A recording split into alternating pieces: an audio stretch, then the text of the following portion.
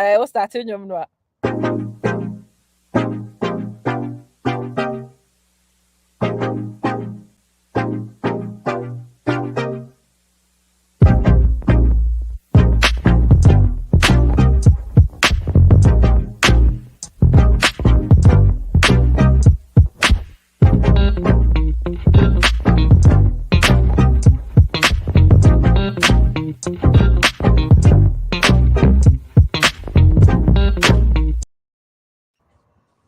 Hello, everybody.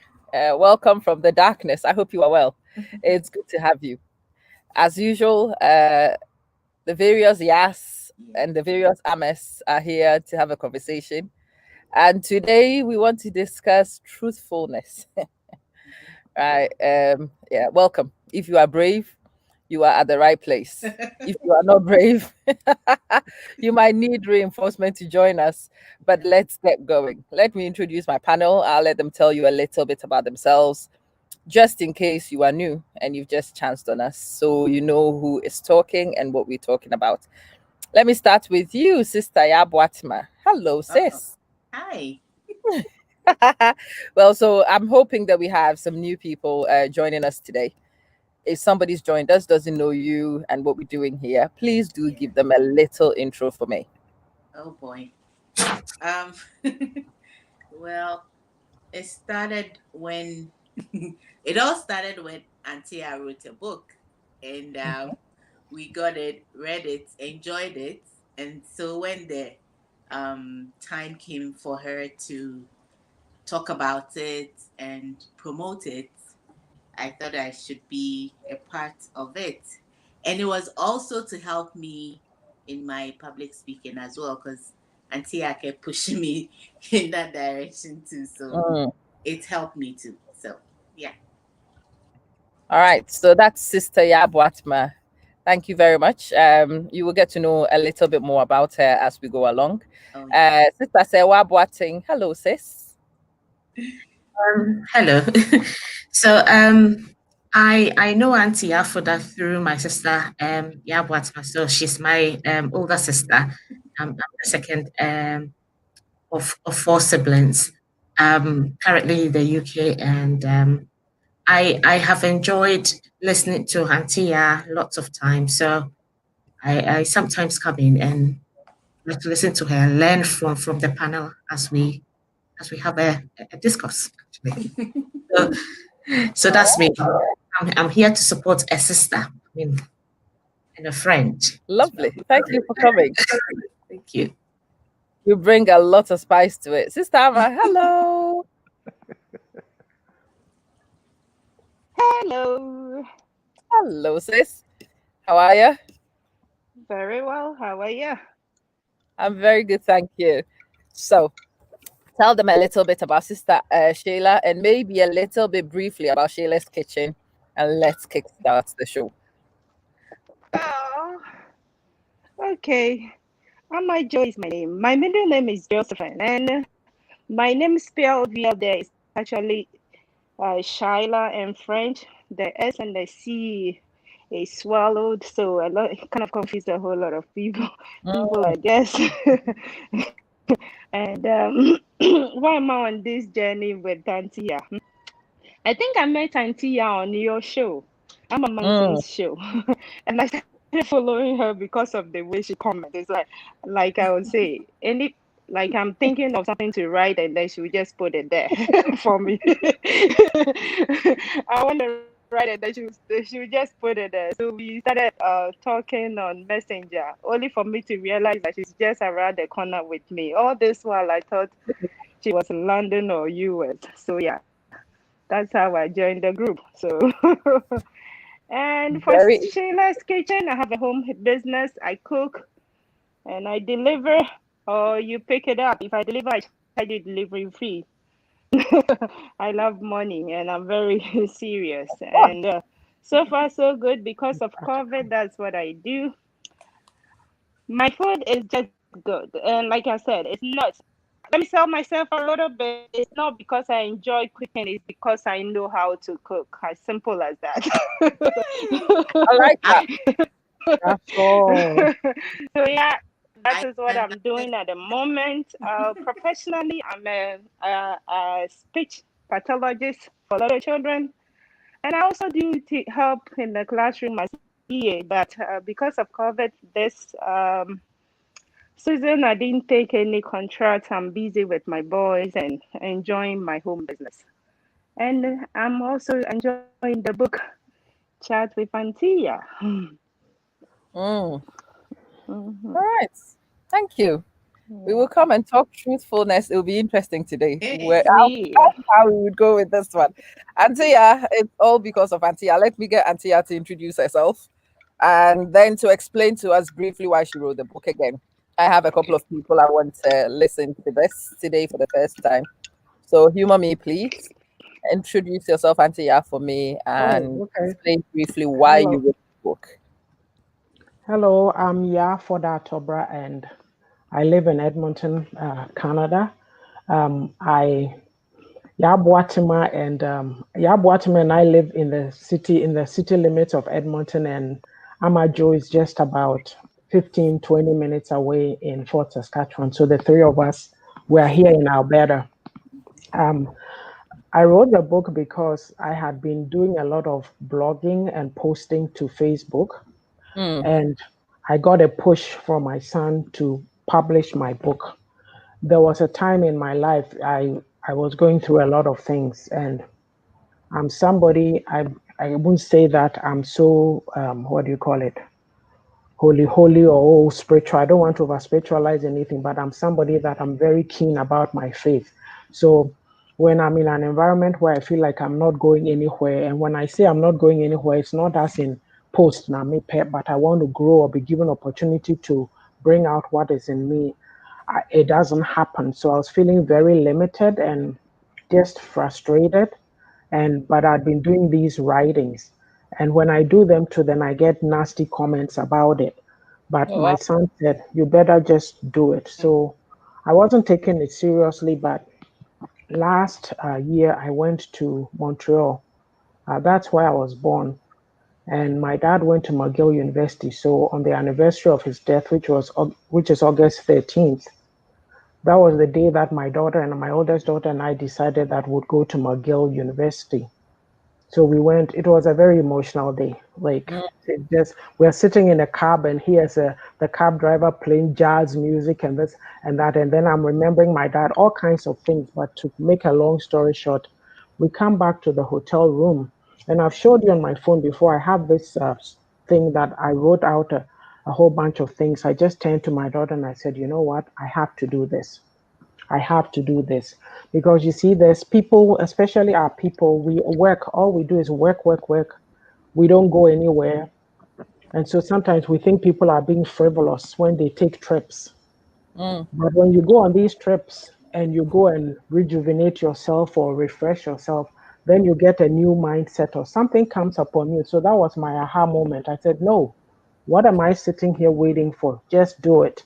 So one of my mantras is just do it. Somebody says to me, oh, do this. I said, no, just do it. So I came back and then I contacted the publisher and I put stuff together. I said, look, I'm going to Ghana. They said, don't worry, no problem. So I put everything together. So within a matter of coming back from the holidays in August, maybe towards the end of August to April, the book was published. And I know I have an acquaintance who said, the thing about it is that a lot of us, we say we'll do things, but we never do them. And she knows that I had been talking to her about this. And to actually see that I was able to do it, that is an accomplishment. So for me, I believe in you are living here for yourself. God brought you on this earth. You can't be bound by what other people around you say or do. If something feels right within you, you just have to do it.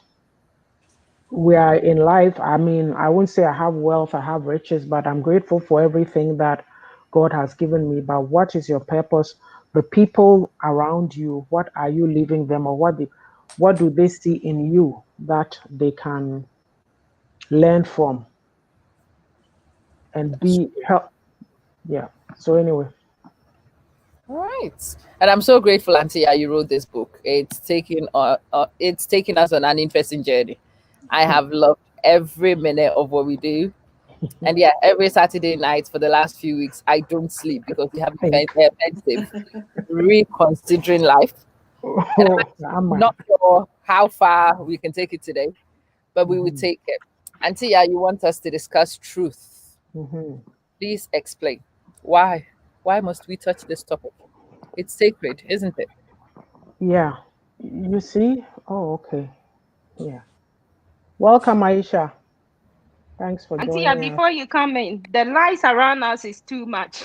The what? The lies. The lies Oh, are yeah. Well, you see, what I've realized is that we don't, let me use, let me use an expression. We, the Ghanaian people, we have an aversion to truth. Mm. We hate the truth. Hmm. People hate other people because they speak the truth. You see this here, you know it's A, but you'll say it's B. So it's like, and then with what is going on currently, we are just a day and a half, or who knows, away from an election, and all kinds of things are happening in our environment. And for me, there's one thing that I've known in my time, there was no social media. Hello, Ajoado. Welcome, welcome. There was no social media. I know, say, we grew up with Atem Didier, but the scale on which I am seeing it, when you go on any Facebook thread and they are discussing whatever issue, whether it's a Ghanaian topic or to do with these elections, just because somebody does not agree with you, they'll just insult you. So we become a community of insults. Like there's nothing, no integrity. Look, anyway, maybe I'll say it later. I wrote down, I couldn't make any notes for this, but I just wrote down a whole lot of points or words that ties in with what we're doing. We're lacking in integrity because we just lie and we think it's okay. And you know what bothers me? We attach faith to it. You know, or we are doing somebody will come on Facebook and insult somebody at the end and say, oh, and what did you just do? Anyway, oh dear. Auntie, I will kill person. What a truth. Because I was going to start it with a short spoken word. So there was a video Kofi Adama made like a year and a half ago or so. And the title was Who's the Ghanaian? I want to start it with Who is the Ghanaian? The Ghanaian is an interesting character. The Ghanaian Ama. She's frozen. Ama 1G now start you. May watch it out. She'll come back. Yeah, Yes. it's a interesting dynamic. It's very sad, you know, because you know, even like if I'm even to spiritualize it, we say in the Bible, they say a time will come when good will become evil and evil will become good. We are in that time because Onyonko Ghana, just for the mere fact that you've spoken the truth, they just hate your guts. And I don't understand why. They just hate you to no end. You've come to give some piece of information. It is the truth. They know it is the truth, but they will not accept it. I'll take you off and you can come back again because it's not working. Yeah. Okay, I have to stream again. Yeah. No. She was also. What happened to Amaju? Shiva. Yeah. Amaju is also gone. Today it's Brave water of one brave wife if one I come. actually thought. Amma, please send in your dues, Oh okay? wow. Okay, I'll take this one. Yeah, I was wondering who the Ghanaian is. I don't think they want me to define them. As I said, the Ghanaian is a man who's married. He goes to church. He doesn't go to any other place except to the Christian church. He goes to vow for better, for worse, in monogamy to one woman. But straight afterwards, actually, that night, Hey, and then they beg you. Mama, you're gone again. Oh dear. The topic is untouchable, huh? I know.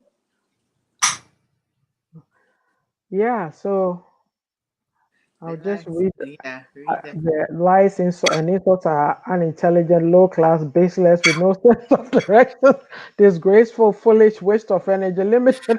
Ajua, you have said it all. Mm-hmm. You have said it all, but I will sadly, charge. I will charge again for the foolish.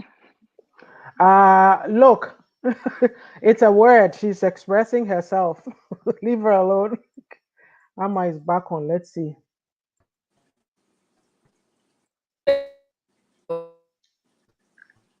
Amma, Still. yeah, Amma, probably you need to change your location or something. I don't know.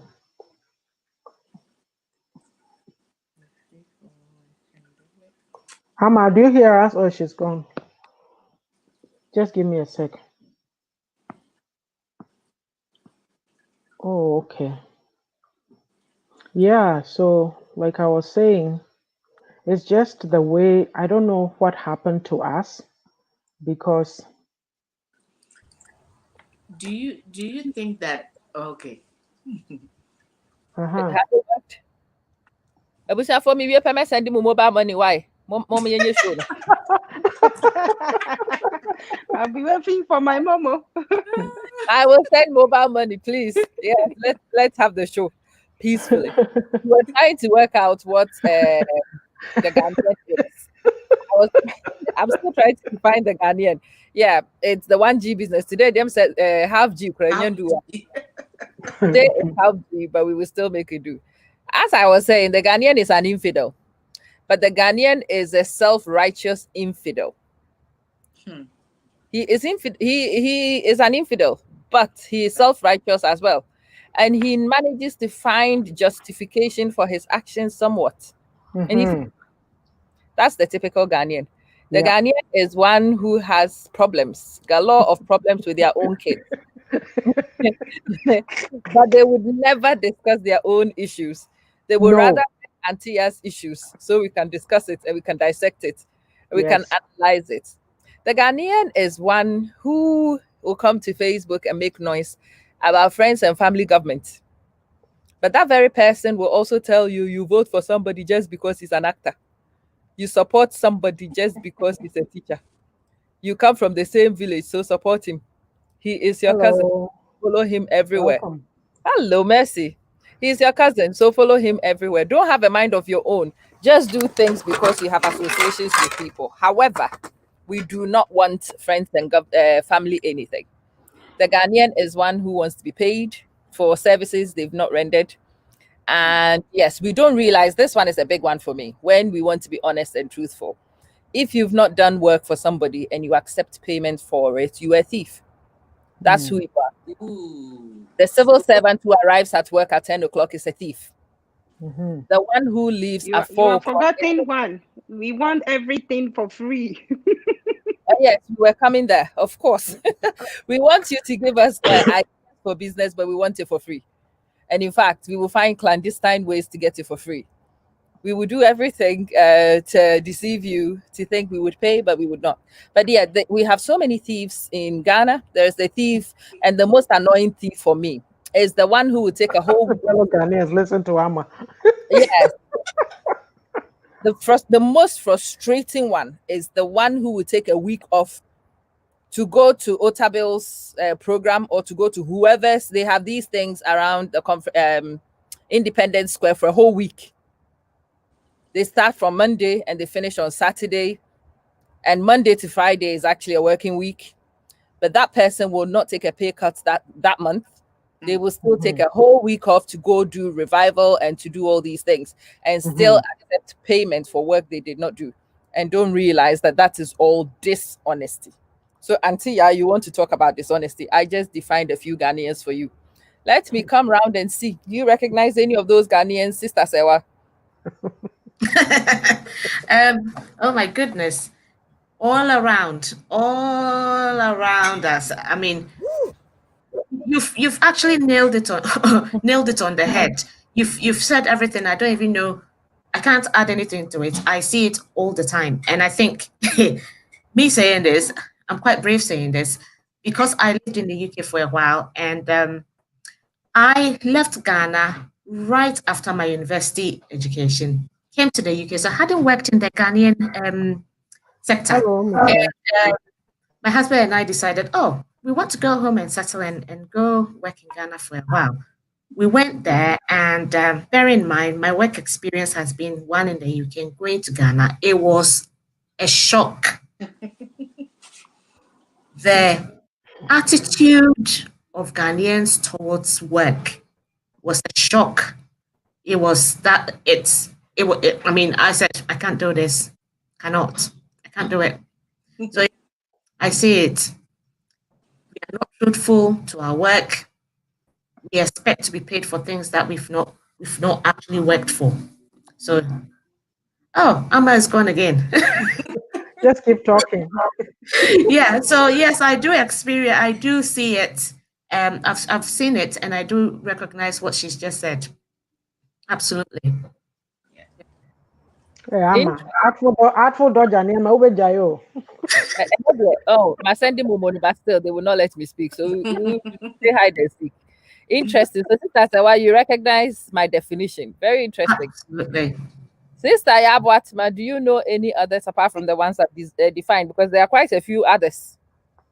Well, the one that used to really get to me was using traffic as an excuse for lateness. Because I hate lateness. Like, I've always hated it. I think it's because I'm impatient. I hate waiting for people. So I always make sure I'm there. Like, if I say I'm going to be there at this time, I make sure I'm there. Even before I traveled, that's how I was. So when I went into like the working environment and I started supervising people, I just couldn't take it. So if you tell me, oh, I'm late because there was traffic, I always ask them, did you move there yesterday? Because I used to live at Adenta and work in Tema. So I wake up at 4 because I know the traffic situation on the route. So I wake up at 4, make sure that I'm in a trotro before 6 hits me at Adenta, else I'll be late. So that's one thing that really, really pisses me off. Even with my friends in informal gatherings, like it puts me like in a different mood. If I'm supposed to pick you up and I'm there and you're not ready, I just get so mad. I don't understand that So these attitude. days I leave you behind. Oh yeah, even my kids. I took So my these days I leave kids. you behind. Oh, there was a day we were supposed to go to church. They went in their house clothes because I wasn't going to leave you home too, so that you feel that, oh, I'm free. So I'll make you pay for it. You have to be ready. You are harsh. In my Wow. in my house, we don't iron on Sundays because I know, okay, we'll go to church, so you have to iron on the Saturday. You know you're going. No ironing on Sunday, else you're wearing creased stuff to church, and I don't care what people say. I like that. Adjo, I've seen you've got an essay. We'll read your essay. I just remembered another Ghanaian. You know, my least favorite Ghanaian is Thank this you, one. Robert. My least favorite Ghanaian is the one who is a morally upstanding dad, is raising solid girls that he wants to maintain as virgins, but he's out and about de-virginizing every Oh my other God. person's daughter. Yep. Why? Do you know any of them? There are lots. Ama, let me add on to this. It brings to mind the proverb before before on the end. Amma, Woo, let me yes, add on to that. please do. Part of the lies and hypocrisy is that such a man, he'll go and bring STD to his wife. And then the wife will go to church and be telling men of God, our pastors, about the issues in the marriage. And they will tell her to go home and submit. That is part of the lies that we do. Yeah. Ooh, Auntie, you are brave. Oof. But it's true. I've seen examples. I've seen written examples. I've heard, Yeah. and I'm sure it was not just the one instance. No. Oh, that's a No, it's true. Can I add to that? I remember, and I was quite shocked about this. I remember going for an interview at a job, nothing to do with church, nothing to do with home, where I was asked whether I was a submissive you? wife. Yeah. Wow. Yeah. I was asked whether I was a submissive wife. Yeah. Just because the owner of the school was a pastor and he needs please. He needs what? You do now. Do you remember? That's when Michael picked you up and you just left. Oh, my husband picked me up. Mhm. He took me. My husband took. He said, "No, you're not working there." Simple. He drove. He came over. He came to pick me up. Yeah, you That's- remember? Yep. Yeah, I was asked whether I was submissive as an interview. Yeah. Very interesting. You see, these Ghanaians I'm describing are interesting. Let's define another one. There is the Ghanaian who wants to make God God. So he has to perform fake miracles to make him look like God. He has to tell lies in order to make God seem like God. So this is a God bigger than God and bigging up God. That is a Ghanaian. Do you know them too? Auntie, I wanted to go brave. So we are brave today. Let's Oh start. yeah, we know them. We know them. They're out there. they're out there. Yes. I want to pick all these things. You see, these things are fallacies we hide behind in our community. And if we really want to be truthful, I think it's good to oust some of them. I think it's really important to call out some of them. A lot of us find ourselves playing behind these stereotypes and we don't even realize what we're doing. We feel self-righteous behind those masks. And I want the masks off so that we can actually speak the truth. You can hold your hand up and say that this parenting thing, it is shit. Yeah. I can't do it. It's hard. I'm tearing my hair out because you actually are. And that's absolutely fine because I'm struggling. He's struggling. She's struggling. Everybody's struggling. But we are all keeping appearances and making it seem like it's normal and it's good. And so those who are struggling, who don't know how other people are feeling, will feel even more burdened because you think other people are doing better than you are. Yeah. It's about time we hold our hand up. Put your hand on your chest and say, my name is Amaman. Say, my marriage is shit. Parenting is shit. My career is shit. It's all shit. But we will work through it together. Excuse my French. But I wanted to cut it as close to as crass as possible. Amma, So that please, I want to interrupt you. What are you talking about? Aren't we the Katasumu Society? That's my favorite word for all has this. it helped? Auntie, has it helped? Who did it help? Well, we're so deep in the hypocrisy, right? You know why I just remember, you know why I said we should talk about this? Because with all that we're talking about, the insults and all that, we should talk about truth to help people to change their mindset that it is okay to speak the truth about some of these things that you've mentioned, Amma, because the lies, we're living a bunch of lies and we're attacking people. Somebody may be out there, they seem like, oh, they are doing well, they feel self-actualized, they show confidence, then you come and you tear them down. Maybe you want to get out of where you are to be like them. Why don't you contact them and say, hey, could you be my mentor? No. Do we know that? No. Who is a mentor? What do we use them for? No. In order for us to feel good, we are short people. So in order for us to feel tall, we have to stand on other people's shoulders and we need to push you to the ground. So that as short as we are taller than somebody and we feel better. It's a great thing you wanted us to do. And I want to find as many practical examples as we can. So we come to a point where we can be truthful. I've had a series of videos going for a while about the truth about everything.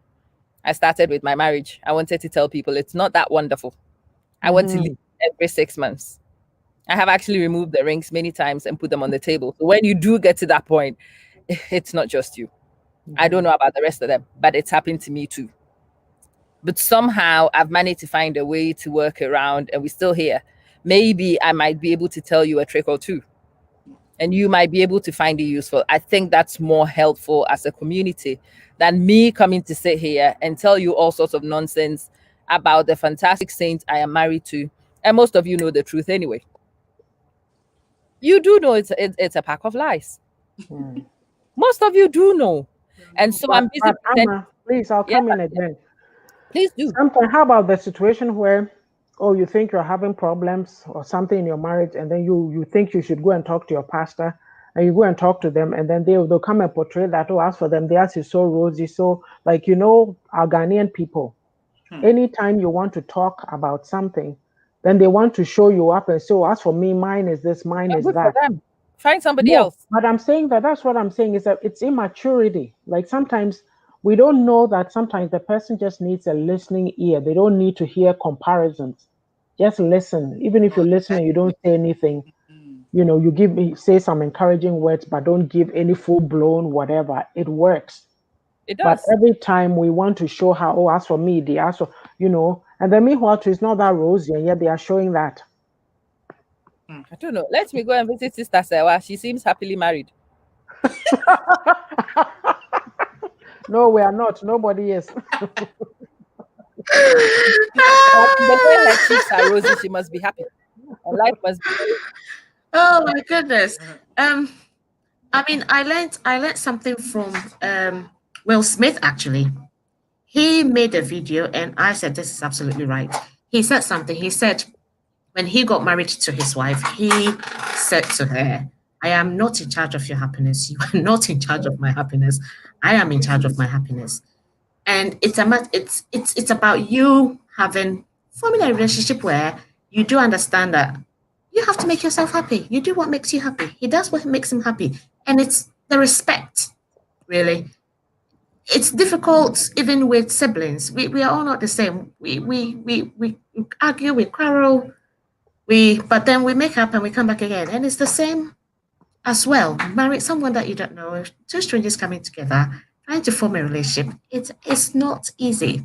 And it's a matter of finding a way around it. And the most important thing is compromise and respect.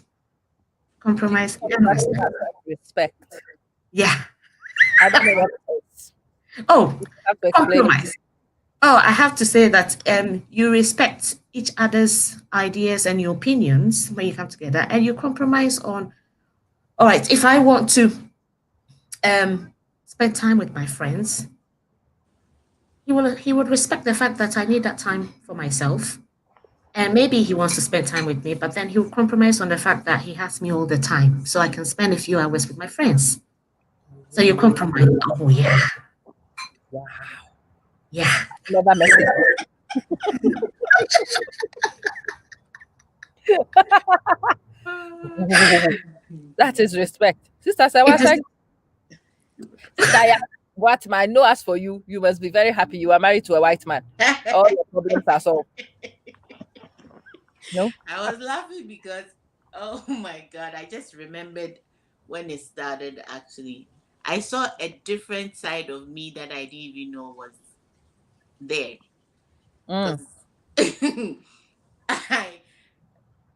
got to a point that I will be yelling and then I'll have an out of body experience and be asking myself, like, is this really you? Like yelling?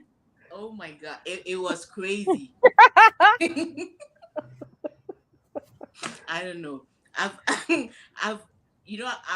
soft spoken, and that doesn't mean that I don't quarrel or fight but at this point it was like a mad woman. So I had to actually go back.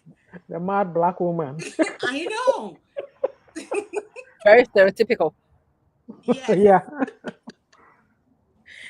So it's not easy. It's work. That's what I always say. But they are Marriage is supposed work. to be. No, no, no. Please don't lie to us. Because the way I understand it these days from Ghanaian circles, when you marry Obroni, all your problems are done. The Obroni is perfect. It's the Ghanaian who is a liar. It's It's a all Ghanaian who roses. is terrible. It's a Ghanaian who is not romantic. It's a Ghanaian. We've worked out a lot of things that are the problems of a Ghanaian. Nti mo a moware Broni de, you shouldn't have that problem. No. No, hey, no, they're I think it's the same. It depends on whoever's upbringing. And in my case, he's an only child, very possessive of his things, and like he has some, I don't know, like sometimes it's like I'm looking at a kid kind of thing. So everybody has their own The thing, problems. idiosyncrasies. And once we weren't brought up in the same home, even being brought up in the same home doesn't even give us same personalities, because I'm very different from my sister here, Yeah. right? So marrying someone who's been brought up differently, has different views, or Mm-hmm. there's always going to be a clash. That's why it's always going to be work, because there are some things he doesn't understand.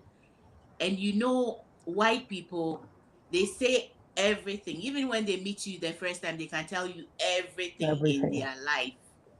And that is something that I had to work on him, because I don't like that.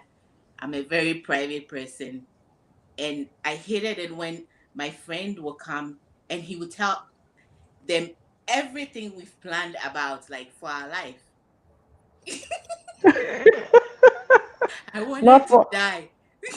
So when they left, I would have the first time we actually fought. And he didn't understand it because it was normal. So I didn't say anything wrong. I He's didn't being do it. honest. Yes. Mm-hmm. And I told him, okay, I this is how I described it. We have circles. You and me are in the inner circle. And then there are outer and outer and outer. So don't be saying anything. Okay, to make it simple, don't tell my friends anything about us. They don't need to know No, you to tell do them yourself. anything. Mm-hmm. Yeah.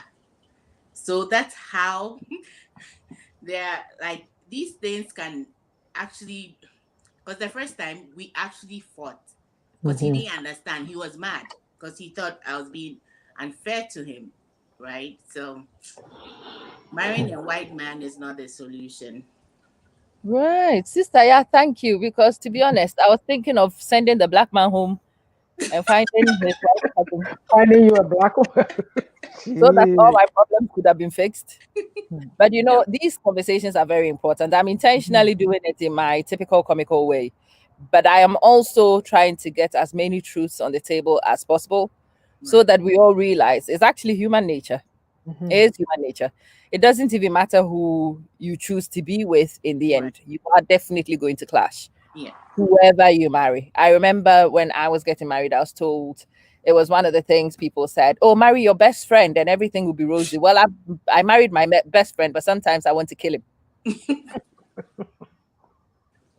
And there were times when I wanted to kill him, and I'm like, but I was supposed to marry my best friend, and it was supposed to make life very easy. Easy. And then you realize some of these things they are said with the best intentions, but they are Hello, actually Pastor P. misinformation. Pastor P, it's misinformation that we need to put out in the frame so that people are liberated from the unnecessary stress we put on things. People just need to understand how things are. Life is tough Yeah. wherever you find yourself. Yeah.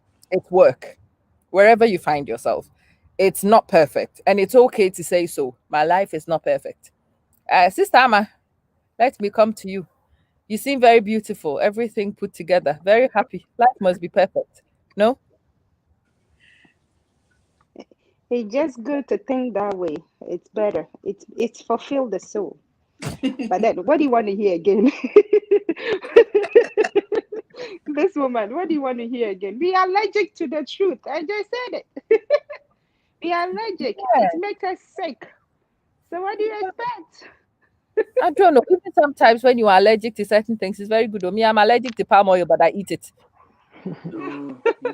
It's bitter when you are eating it because you're allergic and you're afraid something will happen after eating it. So I know a lot of you things will push it happen. you push it away as far as you can. But sometimes, Yeah. the things you need, you are allergic to them, like truth.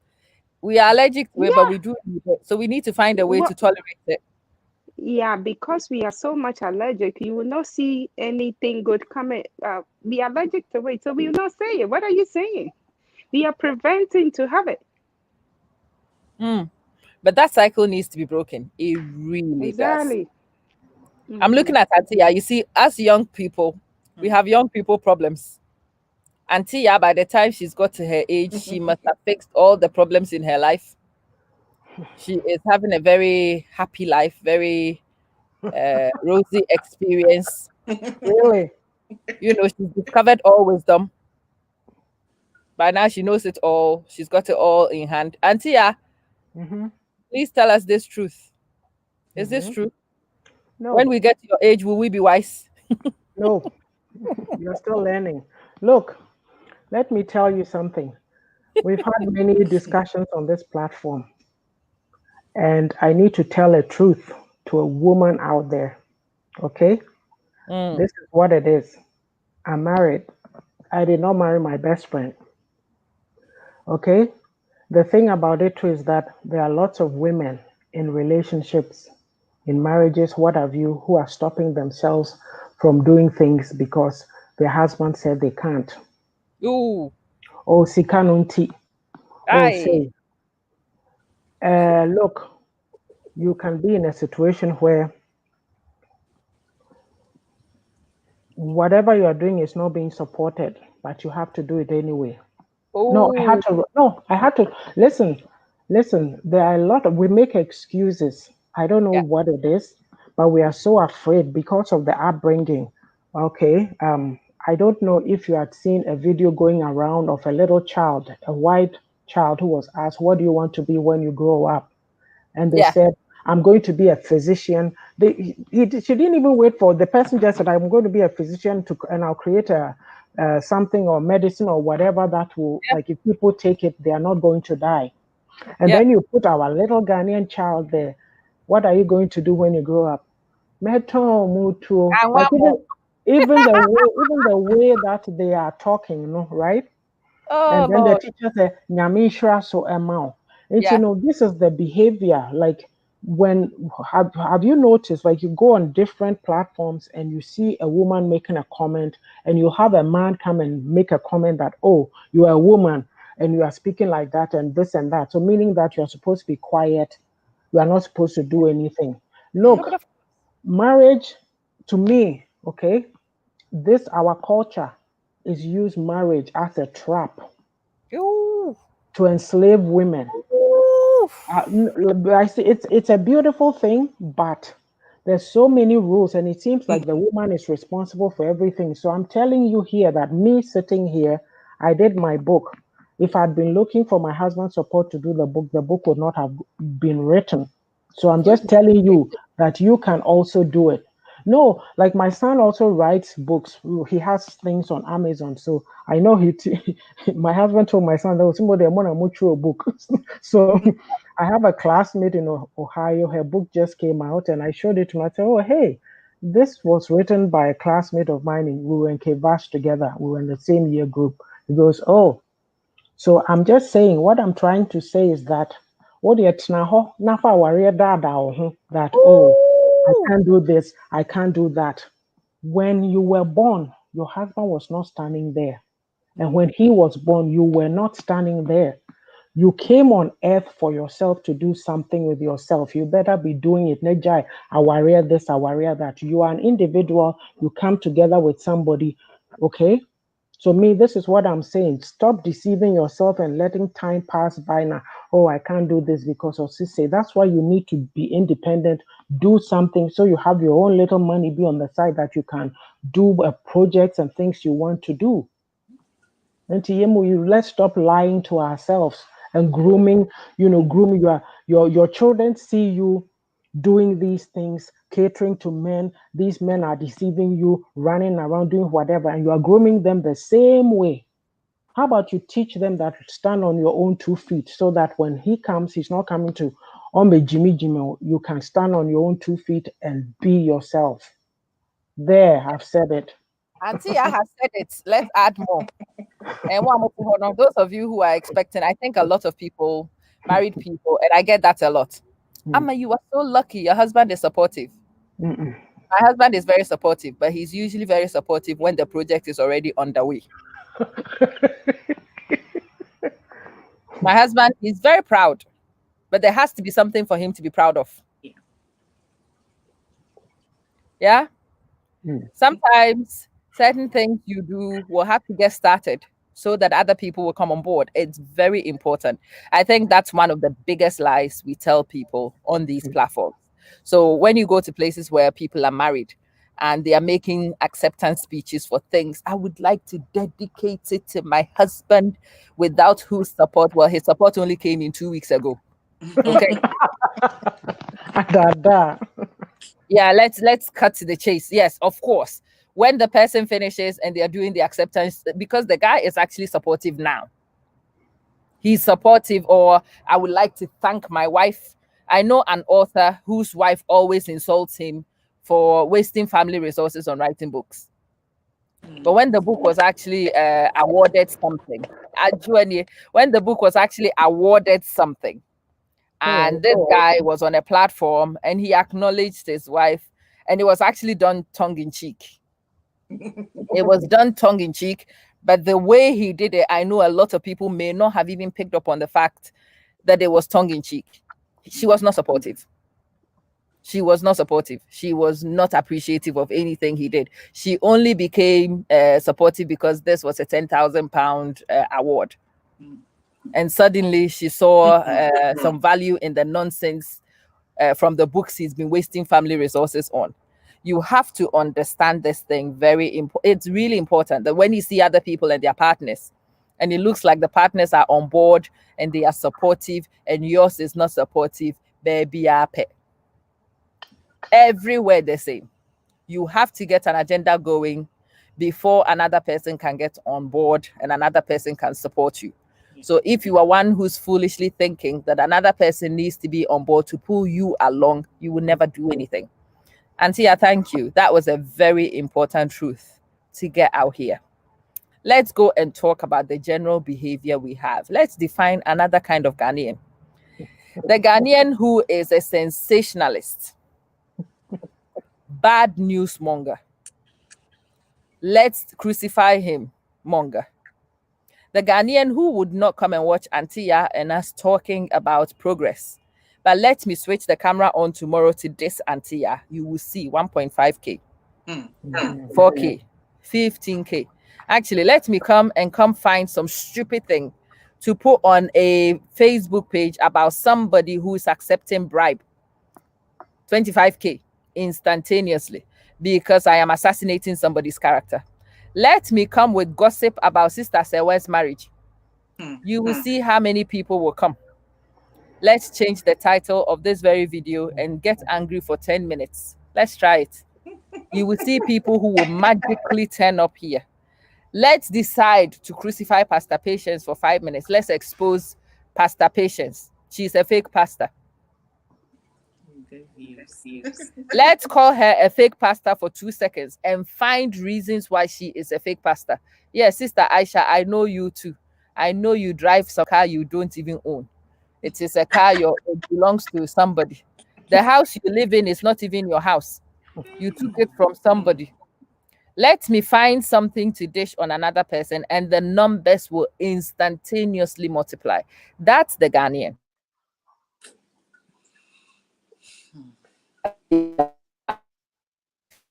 Hama. What's going on?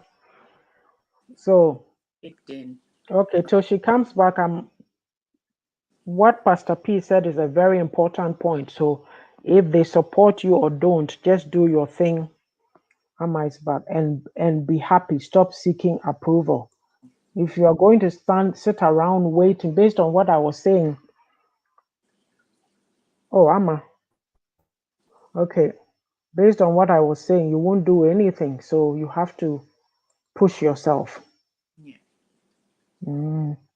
Lord have mercy. Ama, your 1G is very problematic.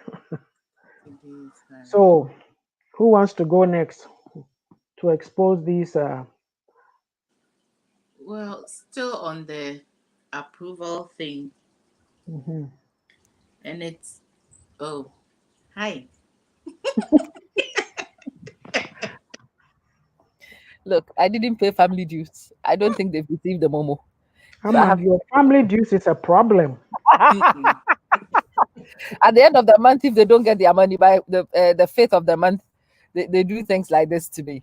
So we were talking about making moves, but we were also talking about character assassinations. If you Yeah. have a look on this Facebook, you will find people who've been here for a year and a half, who assassinate other people's character and their pages grow like that. Yeah. People who want to come and insult politicians, even though politicians haven't done anything to them personally. You know, the heaven on earth videos, they are very popular. Hmm. The reason why those videos are popular is because a lot of us want to find somebody to blame for what we've not done for ourselves. That's us. And when you do that and you assassinate somebody's character, whew, if I were to come here with an audio about somebody, and even when you know the audio is doctored, you will still buy into it.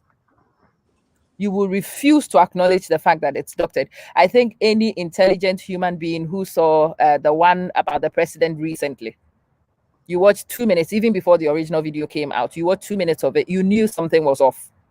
Mm. You knew there was something in there, but people were still on there discussing. That is the other type of Ghanaian that we need to discuss. Let me come to you, Auntie Ya, and then we'll make the reverse trip. Why is it that these things are so popular amongst us? I want to underpick the character traits, which brings us here. What makes such things popular and videos like what we're making now not? Um, the way I see it, okay, and I'll use myself as an example because I Mhm. think Joe and I even we've done some lives, weekday lives on this. That the way we were, or something I did by myself, I don't remember, but I was talking about lies, lies, and more lies, right? Yeah. So it came up in one of the lives with Amajo, like I said, the way we were brought up. So I'll use myself as a classic example. When I was brought a child, there was respect. Mm. Like, Bibi Amipacho, say this, that, bowing and scraping. The elder one is never wrong, and this and that, right?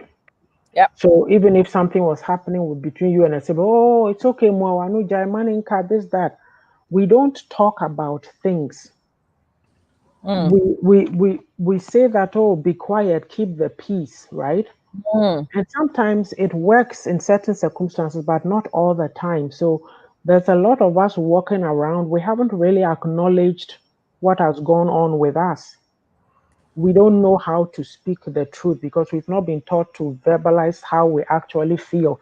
If you were trying to say something, you were just told, shut up, be quiet. Mm. So this kind of mentality, and then you saw lying, parents lying around you, the classic one being, oh, somebody has come to knock on the door, tell them I'm not My home. mom says to tell you she's not home. Yes. And then, we get up, we go to church, we come home, then we see the parents doing something totally different. So, like, it seems to me, it seems like the hypocrisy, is very deep. It's embedded in we're not, our major problem is that we lack self-confidence broadly. I'm not saying everybody, I'm saying when you say it broadly, because look at that child that I was talking about. I want to be this, I want to be that. They are taught. When I came here, the culture shock, the worst culture shock that I got was passing by a billboard and seeing that they had spelled something wrong. And I said, hey, nenya abrofu krom na mijine. Yeah. Because me, I was taught the Queen's English. You speak it and you spell it properly. But a Hanumono in the classroom, the little children, they'll teach them, let them write, let them write. It doesn't matter. Just let them get the thoughts out. It's not the spelling, no, no. Here. Until they're encouraged to use their minds. and think. Look, we don't think critically. Look, when I was in Kivas, it wasn't any critical thinking, be that somebody was teaching me. Any classmate who of mine come and tell me that I do you are chewing, you pour and then you pass and you go. Okay. So all these things in our makeup, and I'm going to say something. It is the truth, but people are not going to like it. When you look across, yes, we've been sitting there, and I don't know what happened. I think that, and I've heard people say this after I don't know which year they stopped the secondary school form 1 to form 5 and then upper 6. But from that time to now, look at the English. English, look, let me have a disclaimer before somebody go in a the casa. I know that, but it is an official language. Okay? It's official language. We do business in it, everything. Okay? Look at the thread of most Facebook platforms. They are not spelling it properly. You don't even understand what they are trying to say. So I ask myself, what has gone on in the school system? Hey. Something is wrong somewhere. Something is so wrong, and all these things we are not acknowledging it. Me, what I'm trying to say is, we were not taught to be confident. Say, and one is a home say, or say, like lay down, cry for somebody to step on you. So, But are we even that humble? sorry? It's a fake humility. Fake. We are not that humble. Yeah. Or cry my home. Anyway, I'm saying that that's a general thing because we're not taught. If somebody comes to stand here, like Amma Jo said, I'm a good cook. I forget how she put it. I'm a good cook. Yeah. I'm a good cook, and let it be, what do you call it? That's what it is.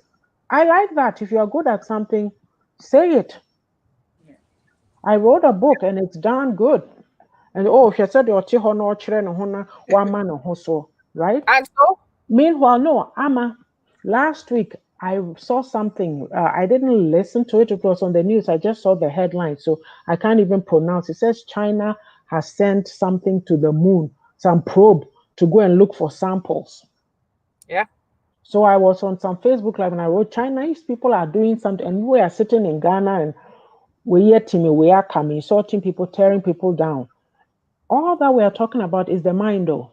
Of course. We were not, our mindset, we were not programmed right from the beginning. That's all. It's very interesting, some of the points you raise. Hi, Sister Marian. It's good to see you too. Welcome. It's very interesting. Yeah, I've seen a few videos already. There's an audio and some videos which are following the audios. Again, when you go to those pages, you will see numbers for a reason.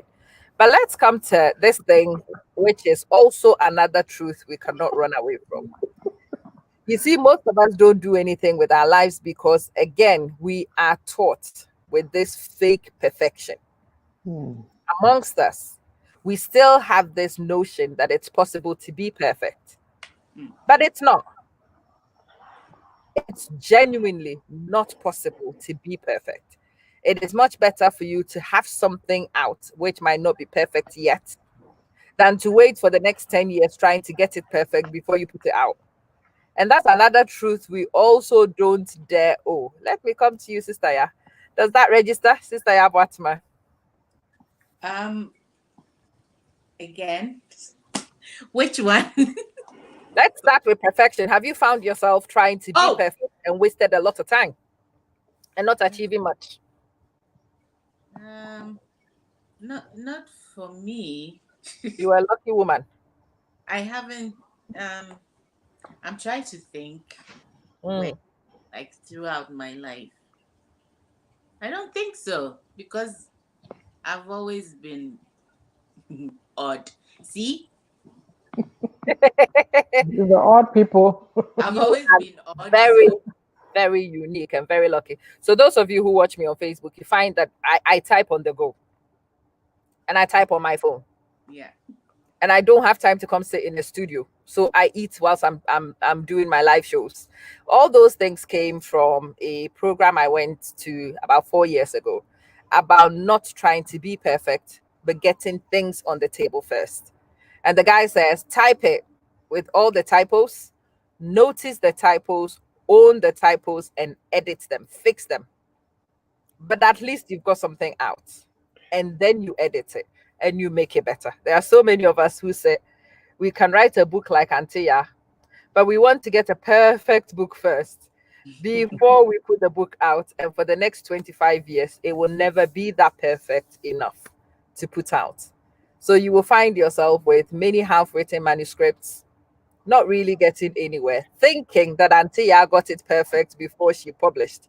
But if you would have approached Antia, she would have told you it wasn't perfect yet. She's still working on it. She was still working on it when she published. She's got feedback from that one. It's getting better, but that's life. But a lot of us wait and wait and wait on things wanting to be perfect. Sister Sewa, let me come to you. Do you have any experience of that? Before I talk about the perfection aspect, we did ask Auntie Ya something about why does she think that what's the contributing factor for people actually not being truthful? Yeah. I think that right from an early age, we associate telling the truth with pain. You pick something, you take a meat from the soup and you get a slap. So you start concocting excuses and lies. So it has become like, you know how, I've forgotten this philosopher who does the hamster and the reward. So you do something, training a dog, you do this, you jump, I reward you. So we've been trained right from Papa and his dogs. And his dog. So that's how we've been trained right from the beginning. So we are not actually sat down and we are not taught to explain why telling the truth is wrong, but rather, you know that immediately you do something wrong and you are called in, your heart drops right into your tongue because you know that the king is coming. So you start acting it. And we grew up with it. Yeah. Oh, thank you, Sister Marian Pavlov. Thank you very much. That's how we've been trained. And so it's like you catch the person, immediately the person comes up with a lie. Yeah. Straight away. We don't see it as I think we've been trained not to see it as something wrong, but rather being smart. So yeah. And you have nailed it right on. And it explains a lot of things. It explains what the politicians do. Oh. Purpleization. Yes, we've been programmed. We don't know. And our parents don't know it too. With the perfection, I remember one now. That was before I started my videos. Yes, I think I got caught in trying to make that perfect before I started. But when I started, it was okay, right? Sewa? It was okay. Auntie kept asking me, when are you going to do it? When are you going to do it? And I was like, so I'm the hound, eh? oh yeah, but it helped. It helped because sometimes I totally forgot about it, and when I got the text, I said, "Oh my God, I have to do something." So yeah, sometimes you don't even realize that you're maybe delaying, not because you're scared, but because you think you have to make it perfect. You know? Yeah. Yeah. I wanted to add to that when I'm at that thing about why we sit and wait for things to become waiting and waiting. You see, it's almost like it's timidity or lack of courage, and also we don't know. We are not taught to take risks. Yeah. We're very afraid to take risks, so we'll sit there and sit there. It's almost like we're paralyzed and we won't step out, but we are wasting time. You don't know if you are going to be dead in 5 days or not, and you are sitting there waiting for it to be perfect. Just do it. Yeah, it's true. So I mean, I'm not going on my perfection thing. So I have always loved to draw. I did arts for my O levels and art for my A levels. And even when I was young, I loved to see dolls. I loved Disney. Even when I was in secondary school, Form 3, that's the old system, I even had a doll that I took to school. And every time when it's my birthday, so I love animation. I loved that. And I remember when I was in sixth form, someone, a relative of mine, said that, oh, I don't even want you to do art because you are a lazy artist.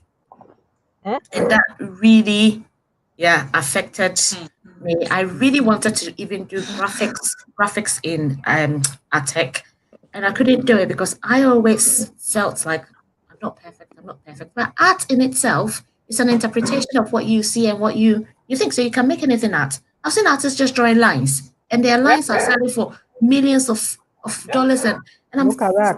and I'm sitting here doing that. And actually, I started because I'm a teacher. One of my students loves anime. So she started teaching me anime, and I have a book and I draw. So once in a while, I'll draw an anime character or I'll draw eyes. And actually, I've hit I've hit a midpoint now. I used to do lots of drawing when during the lockdown between March and June. But I feel it's not good enough. But my actual thing that I wanted to go into and do was animation. But Do it. Just do it. Do it. Seriously. And those animes you think are imperfect, so good. put them out anyway. You'll be surprised what other people will say to you.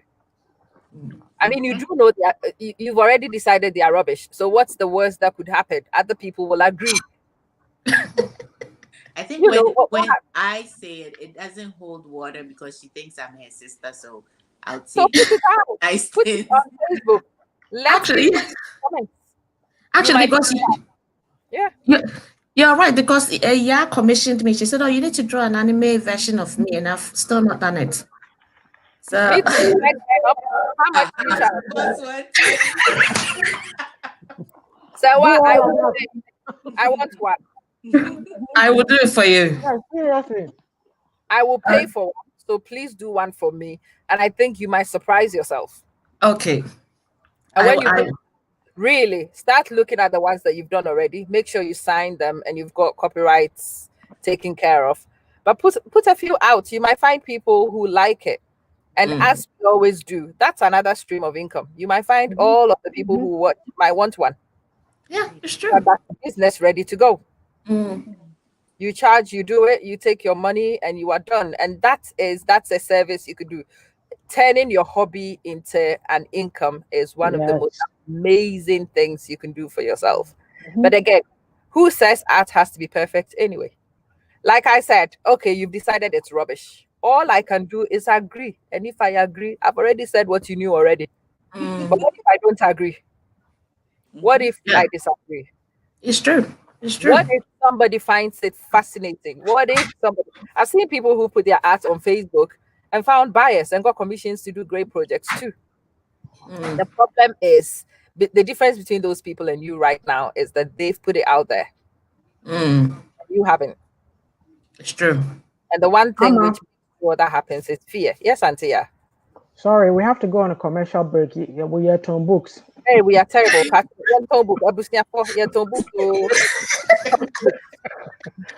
We're not here just talking at you. Hot books.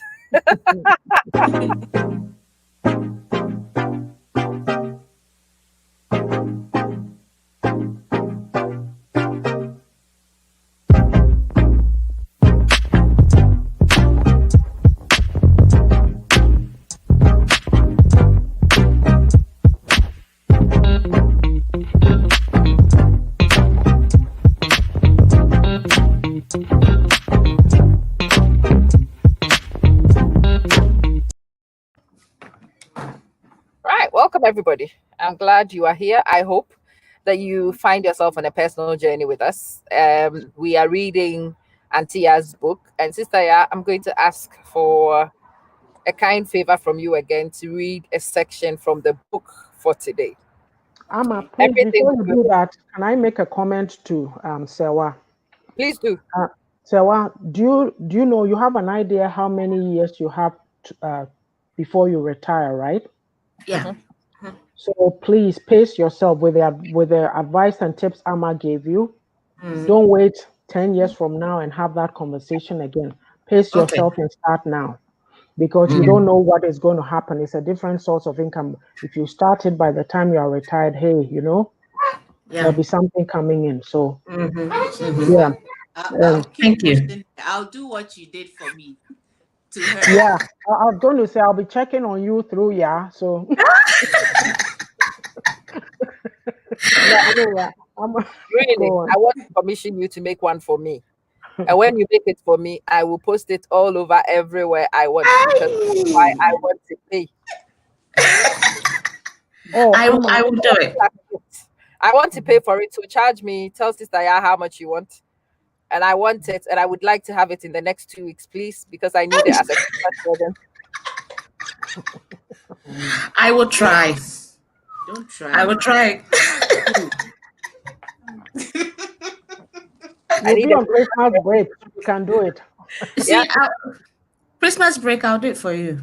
There we go. We've got a deal. I want it for Christmas. All I want for Christmas. Yeah. I do want it for Christmas. It's, sometimes you need iconic people like Auntie Ya who will put you on the spot. You need people like your sister who will throw you under the bus, because sometimes this is the only way you are able to rise above the fear, because sometimes the fear is so deep seated. Other people, I intentionally bring these things. Auntie Ya has written a book. The book is amazing. We are learning from it. But Antia has shared some truths with you. And let me ask Antia this question before you even read. Antia, did you feel that your book was perfect before it went to print? No. So why did you still print it? Well, I had done the best that I could with it, right? Like That's it. I did the read aloud thing, listening to it, going through, and then the publishers will bring it, going through. I'm like, hey, it is what it is. So Yeah. when it was ready, it was ready. It had to go. Who made that decision that it was ready? You or the publishers? Um, I well, I did. Like each And time that's they the brought part it I to me. wanted. Yeah. You made that decision. Yeah. I'm sure even the day you made that decision, you still had that tribulation in your belly. Yeah. You wonder what you've done. What would Yeah. other people think about it? I just wanted to ask you that question because I want people who are feeling those things to know it's normal. Well, I'll tell you this too. Even after I'd done all the reviews, they came back to me. The publishers came back to me again and said, maybe you should check again because you said everything is fine, but at this point, whatever errors it has, we have to go with it. So then I had to rush back and do another review. So they keep prompting you, right? But at the end of the day, you have to say that this is good to go. Let's go, right? Mhm. We don't understand that we have power. A lot of us, because of the programming that we received, we don't dig down deep and tap into and say, hey, maybe I can do this. Let me do it. And look, I'll use my oldest daughter. I mean, you can say whatever, okay? Yeah, so she's a nurse, but this COVID time, she taught herself to knit. So she did a scarf for me. She's done a scarf for herself. She did a toque and a scarf for her nephew, her little nephew who just turned a year old, my grandchild. And then she's even finished what do you call it? Knitted an infinity Oh, scarf. So can you imagine? And like I said, I'm supposed to be learning to crochet, but I think I'll start Christmas break. I'm trying to say that in this environment, you don't have to go to school for, this, that. Some things are just hands on. You can just follow instructions and learn. But we don't have confidence. So we just sit there and allow anything to happen to us. Those of us too who have pulled a little confidence, kakra, then people want to come, hey, what dear, hey, what dear. Like I care about your comments. Me na me kono. You have to push yourself. Nobody will be your cheerleader. Yep. It's very rare to have people who open their mouths and encourage you. I'm not Excellent. saying they are not there, but with our culture, it's a rarity of the day. Oh, thank you, Miss Mary. Hmm, I tell you, you are hitting some high notes, and hmm. that's one of the things I am very grateful for this conversation. I'm hoping We tell these truths not because we want to hurt anybody. Mm-mm. We tell the truth because we want to liberate people. If you find that you caught yourself thinking other people are perfect, I wanted you to know that it does not exist. Perfection just doesn't exist. And as Sage says, you strive for excellence. Even 20% can be excellent for some people because you used to be at 0% before. So 20% in comparison to zero is excellent progress. When you hit 40%, you've doubled your money. Phenomenal progress. At 60%, you are incredible. You are making great progress, and we have to learn to measure ourselves with excellence, not perfection. I think that's the problem. A lot of us don't do a lot of things because we seek perfection, and we find ourselves woefully inadequate many, many times. Let's go and read a little bit, Sister Ya, shall we? Okay. So, am I reading truth or? Yes, please. Okay. So, truth is defined as that which is true according to fact or reality. True being what is correct, accurate, right, or verifiable. We are getting somewhere, I hope, because I always like to start by defining key terms. What are your what was your first lesson or teaching on what is right or true? I'm sure we're all taught some basic principles of right and wrong in our childhood, and especially about the Ten Commandments. Well, today, what, where the Ten Commandments have been removed from the public domain for fear of offense. Oh, The area of what constitutes truth is open to all kinds of interpretation. Truth is no longer absolute but relative. It appears to be okay to lie, twist the truth to serve our own purposes. Integrity has flown out the door and trust is nowhere to be found. where did it The, go? day- the It's days fled. where one could transact business with another based on a handshake is now extinct. We can now only sorrowfully reflect on what used to be. I wonder what the world is going to be like 20, 30 years from now. I shudder just thinking about it. We have become a rudderless society, a ship sailing without a moral compass. What are parents teaching their children these days to prepare them for the days ahead? If a child is not taught what is right and wrong by age 5, then we're treading on some dangerous ground. One would hope that there are still people out there with some convictions. The free for all and I can do whatever I want attitude is so pervasive now. There's Ooh. no end in sight. Even we, the believers who have the truth, have also fallen into this trap. Where do we go from here? Is the word still the standard we live by? The question is, do we even know the word or want to know it? We Ouch. we are not comfortable with the word with the truth of the Bible or may not even be interested because it stops us from doing whatever we want. Being wishy washy is rampant, and if you want to take the truth too seriously, you will be ostracized by fellow believers. Ouch. May the Lord help us to stand by Amen. the truth of our convictions so Ooh. that we can become better beacons of light in the world. Resolve to stand for the truth no matter what. It will cost you dearly sometimes, but at the end of the day, you'll be able to sleep with a clear conscience. Wow. Auntie, yeah, you throw I'm a, some deep, deep punches over there. Let me ask you, why did you write it? What made you even think to include this section in the book? Amma, please, can we address this before we go Marion. on? Oh Marian, yes, yes, please, so let's.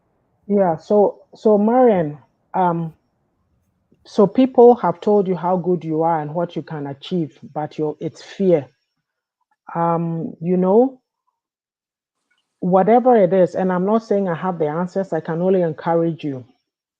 Just put the fear to the side, sit down yourself, whatever issue, whatever area in which you are that you want to go forward, sit down and just make a list of what would happen if I did it and what would happen if I didn't do it, and then compare the two and see how you feel. Like, sometimes we think we have to start big, whatever it might be, but just take a little small step and see. That's all. I don't know if anybody has anything to add to it, but for Oh, me, the worst thing that can happen to a person is to have them with something sitting inside them and then they can't do anything with it because they are helpless or they are fearful. So I'm just encouraging you, make that list and see how you feel about it at the end. Marian, this is a very interesting one, and it's a very easy fix, in fact. The only way to deal with fear is to buy a sledgehammer and smash into everything you are afraid of. So if you think you are getting fat, go naked and post a picture of it. When everybody has seen it all, what else is there to say? It's been seen. I also add that by saying, tell yourself, because you are so much fearful. I mean, if I couldn't do it today, then when? That is what I've been telling myself later. If not Yeah, now, stick then yourself out. when? Yes. Yeah, do it. Just do it. So somebody says that I've got a picture of you. I will share it with the press. You publish it yourself. Yes, exactly. Somebody says that I made a video on it, I think about 6-8 weeks ago. If somebody says that they will withdraw their sponsorship, you pull them out and give them the money. If somebody says they will kick you out of their house, make yourself homeless. Once you've done it, what else can a person do? Because as long as you allow the person to wield that over your head, you have a problem. I will divorce you, pack your things and go. Then it's done. There is no need waiting and dreading and wondering, and just get it out there. Whatever it is that seems to be leverage over your head, you are afraid of being embarrassed. Get on Facebook and embarrass yourself. You will experience liberty when you are done. I promise you, I have been through that process. And now I can actually sit on a camera and post myself at what I will look at 68. You called me ugly. I don't care. I put it right out there. So at the moment, there isn't actually anything you can say to me. You've seen what my old age might even look like. So you think I'm ugly now, and so what?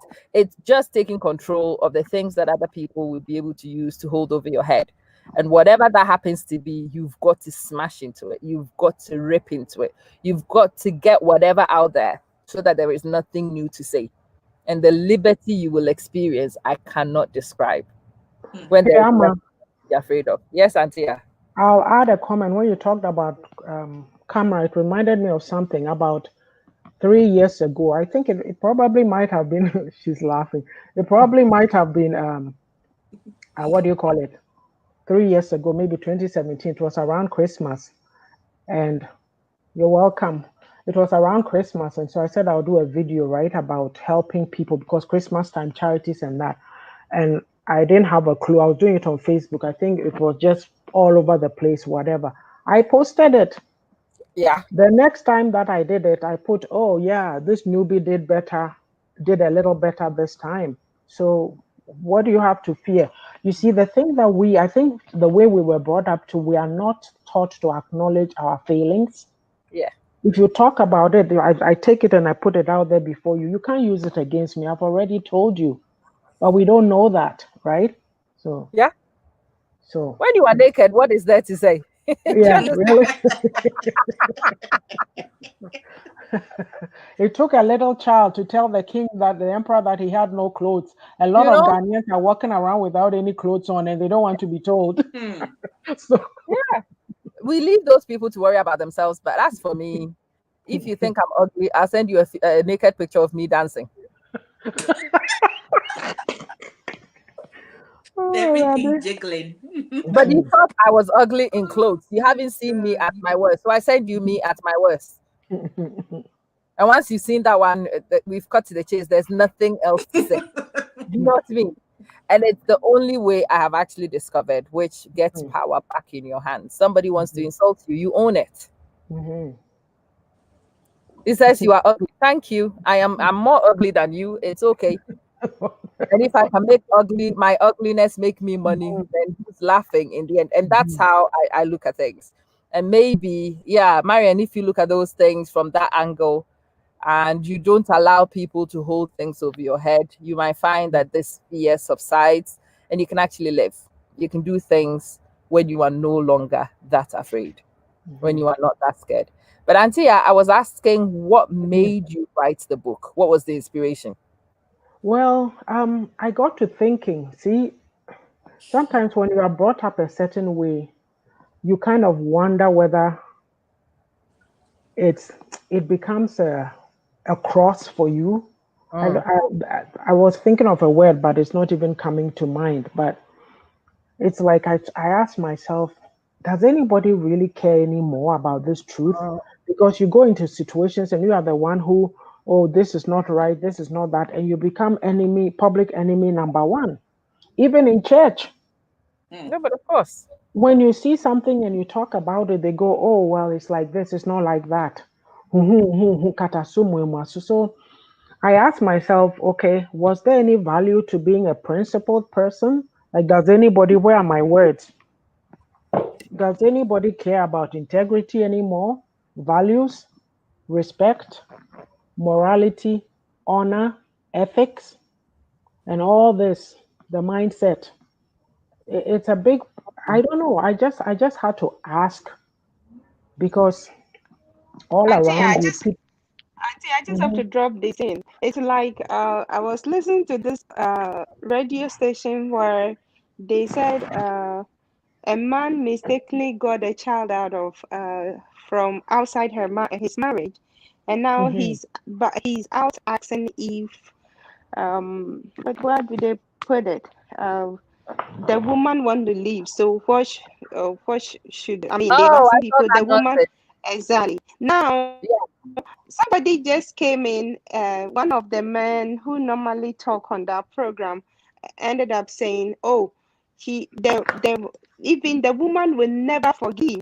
The woman will never forgive the man because even if a woman said she's forgiving you, it's not completely. So meaning we can't forgive." Then somebody also came out to say, "Oh, it will be better she hide it." So I'm now questioning myself. So are we supporting truth, or is it because we don't know what truth is, or is it because we are liars and we are being forced or being they are making a point blank that we should just admit it and just live on our lives? Now another question here is I saw a big one of these pastors that are preaching or initiation a marriage, and according to him, if you are a man and you have to teach, you have to save the number differently. Now a question again, is this man trying to say that they should keep cheating, that it's good that we should accept it? So it got me confused. So I called the radio station and I was saying all the Uh-oh. I'm so not Okay, I so called them. Yeah, all sorry right. about that. So I called them and I because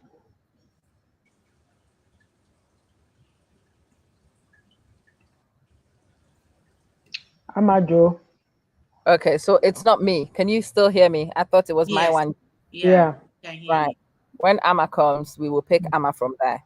But you see, Antia, we heading towards a place at the moment. We've discovered the truth can be many. The real truth, the truth from my perspective, the truth from your perspective, and the truth that you are comfortable with. Sometimes you actually do know where the truth lies, but you seek other people to justify that truth for you, and it gets you to the truth you are comfortable with, and you are happy to live with that. That is also fine, and that's personal. What the average person from where we are from likes to do is ruffle your feathers and leave them their own issues and come deal with yours. Sometimes I like my truth the way I am Busybody. Yeah. with at the moment. It might not be the truth, but that's what I can cope with right now mentally. So that's what I'm working at. But you find people who are so determined to force you to see things from a particular way. And sometimes you ask yourself, why are you that bothered? Why does that concern you? I know I'm a fool, but I'm happy being a fool in my corner. Is it okay to leave me to be a fool? I know my truth is not your truth. It might not be palatable to you. It might not even be acceptable to you, but that's my truth. And I'm happy to live with it. Must it always be that sometimes we find the truth, the way we know it for everybody? Sister Yabwatma, let me start with you. Does everybody have to be living the truth? Truth.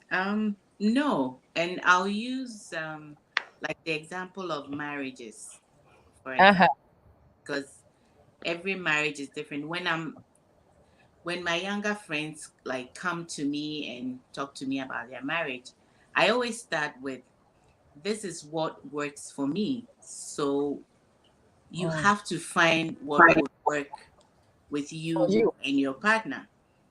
So you advise generally, but you don't actually tell them to do just what you do that helps your marriage work. Because your husband's characteristics could be different from someone else's, personality, right? Yeah. And it's the same for everything else. I think that we all So have our Sister truth is different from Ama Manson's truth. exactly. And it's So okay for you to live your truth. I yes, don't have to force mine down your throat. Is that no, is that where we are at? exactly, exactly. And another example will be there's a certain kind of I hear that a lot. A certain kind of dressing for people 40 and above. Hi. Yes.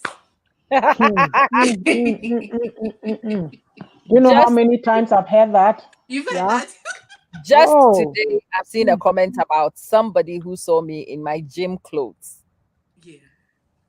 I was exercising, but it would influence other women to dress a particular way. And I'm like, most of these women are naked when you see them anyway.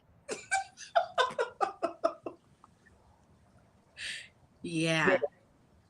Like I think we stress on the unnecessary things and leave out the things that would actually build people up. That's what we do. The the Very appearance, interesting. yeah. The outside stuff. That's what we focus on because we like to keep up appearances, right? So Oh yeah. Yeah, Sister Sarah seems to agree. She's quite animated there. Yeah. No, it's serious. It's very that it's very serious. You That know, whole issue. I say this a lot, and I've said it to my friends and a few friends of mine. I used to get a lift with a friend to go to work when I wasn't driving, and every single morning there were these two older women with gray hair, and you could see they were pensioners who walked their dogs. And every time we got to that particular roundabout, we saw the two of them together, and they dressed so well. I can't tell you. You know, if you look at them from the back and you've not seen their face, you would go, "Oh, how lovely, yeah. gorgeous women going." Until they turn around and you see how old they are. And I've always said that it's great to be Yaa and myself, and I pity anybody who lives quite close to us. You I know, pity them. Seriously, Oh, good God. I we are want to going to. add to what Sarah said when she's done. Mhm. Mhm. Yeah. That whole issue she's talking about, in Edmonton, like yeah, and Amajo, where the CBC, well, it's downtown, the mall downtown, Mm-hmm. um, Edmonton Center, not Edmonton City. Center, but the first one, it's just by the library there, across from the library. And when you walk in CBC, that corner there used to be Woodwards. Oh. When I first, yes, Woodwards, and on a particular day, I think it was Seniors Day, because I work, from my workplace to the mall is not far. So you go in there, you see these old ladies dressed nicely to the T's. And I remember in church, there's this guy who always would say, "Hey, Auntie, yeah, refuse to grow." And I said, "Mudia, when somebody reaches a certain age, you just want to shut the person, You know how in Ghana these old people, a certain age or them, they can't go anywhere, they can't do whatever. We bury people before their time. Yeah, like do. me, if I tell my age, people, I don't look my age, and I don't plan on looking my age. I don't care. I don't care. So, Like, you are supposed to package yourself. You need to feel good about yourself to make yourself presentable. What is wrong with it? Why all the comments? We living on the am lie and accepting it. They say we should live on the lie and accept it. I am so particular about this that I even follow an older woman who is around 69, 70. She's got Icon accidentally on Instagram. I've said that's how I'm going to be. I have one. I started doing weights because of one older woman I saw. She started doing weights 70 when she was 70 actually, and I can see how she's looking healthy and trim, and that's my goal. So I started doing weights because I read on it and it said, I mean, when you get older, weights help. So yeah. Oh, okay. Thank you for the tip. Yeah. The fun part is you seeing them at the spa, sitting there and busy doing their thing. Then I question myself, even at my age, I'm just standing there and look at them. Let me go. Let me follow. Well, that's the power of positive influences, isn't it? Mm-hmm. When you have, hi Alithia, hi sis, when you have positive influences around you, some of these mindset changes are easy. When you don't have positive influences around you, it is nearly impossible to achieve. One of the things I wanted to throw out there is one of my funny characteristics. When I am broke, I dress well. Oh. So 100%, because I know people treat you the way you look. That's true. And because I'm broke and I have nothing else to verify that I am in better standing, when I'm broke, I dress better so that people will treat me better based on what I look like. When I'm actually financially comfortable, I am careless. I don't care. I don't dress well. Funny enough, I do that too. I think I said it on your program on one of our videos, right? You did, right? Yeah. Funny. Yeah, that's what I do that too. When I'm broke, I dress well. When I'm not broke, then it doesn't really matter as much. And so sometimes you will find people who will deal with me in a time when I can actually afford to buy their products. We went to a mall this weekend. Thank you, Aisha. Yeah, we went to this mall with a lot of designer wear, and sometimes I walk into these stores and I have 5 seconds rule. If I walk in looking as tattered as I'm looking, and you approach me, I will buy. If I walk in looking tattered and within 5 seconds you don't attend to me, I turn around and I leave, because I do not patronize people who are condescending and people who don't treat me the way they should. And it's one of the lessons I want to leave with a lot of us. Be very careful with what people's outward appearances are, because there are some people who could really be destiny changers for you, but they come disguised. Yes. They come disguised. Some of the richest old women I've seen, and not even just old women I've seen, some of the richest people you see. Have you seen Mark Zuckerberg ever wearing anything else apart from a gray t-shirt? He wouldn't even wear a white one. He will not wear a yellow one. It's some stupid gray t-shirt and flip-flops. That's his signature. And if you met him looking like that without knowing who he was, would you have the open mind to engage with such a person?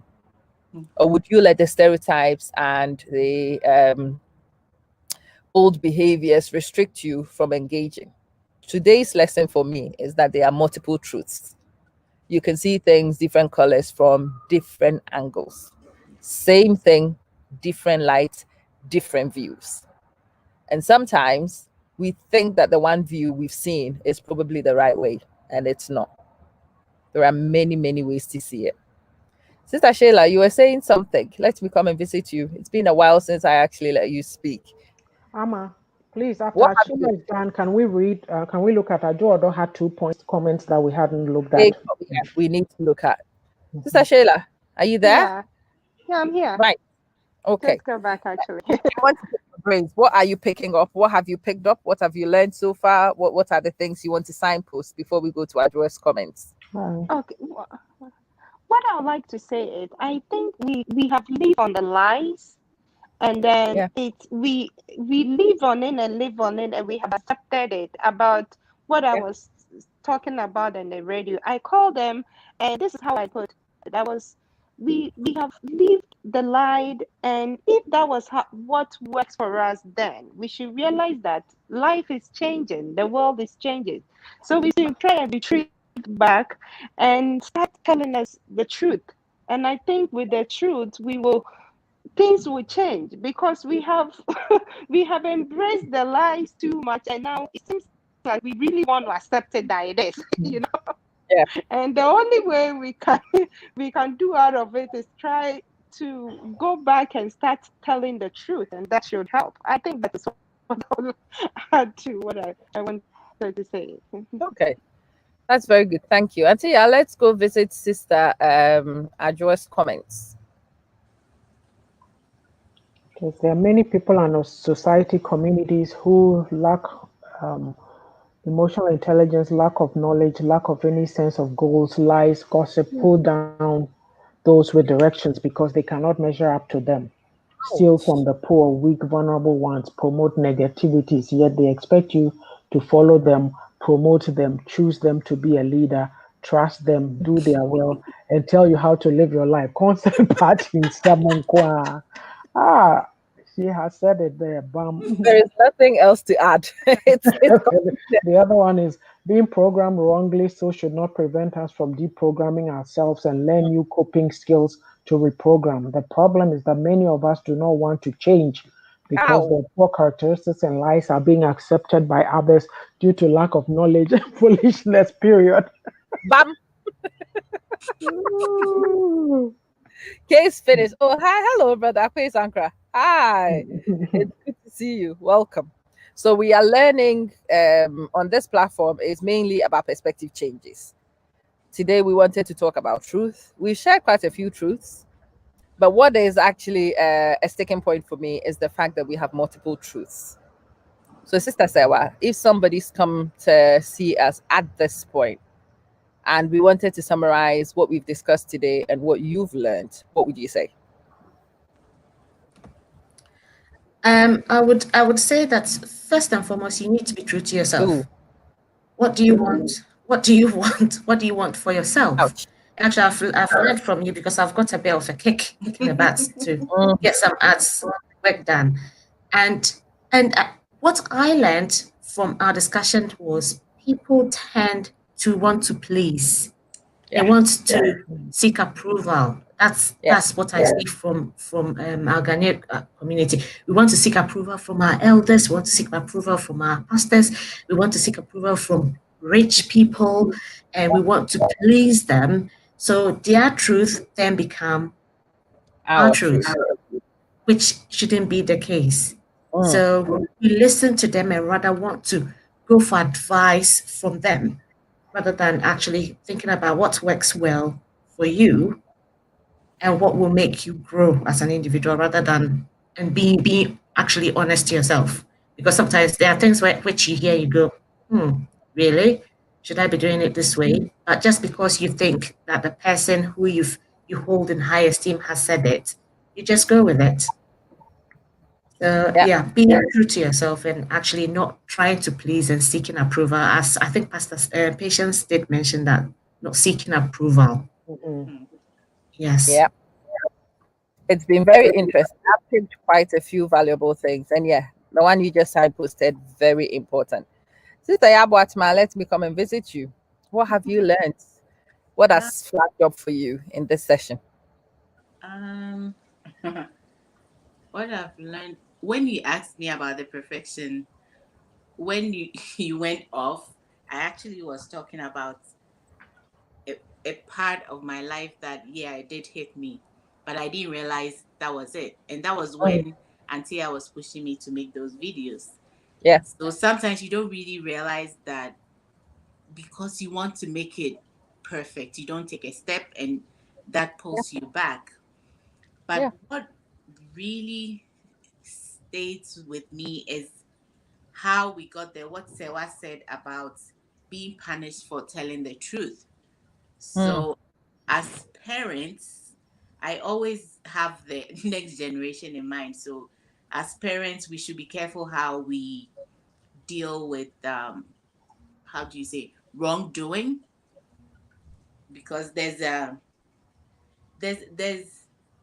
don't know how to say this.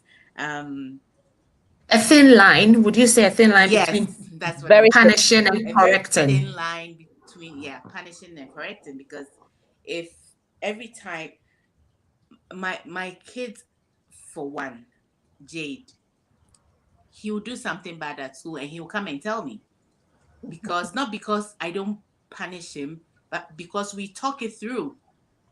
And if he has to be punished, he will be. But every time he comes to say that I did something bad, but I'm scared, I don't punish him then. And then we talk it through. And also a thin line between letting our kids have an open mind to think for themselves, and also directing them, giving them principles to live by, because it's sometimes we don't know where to draw the line. Like sometimes we just leave them because we say it's a modern world, they should think for themselves. We just leave them open for other people to give them principles. I might see you.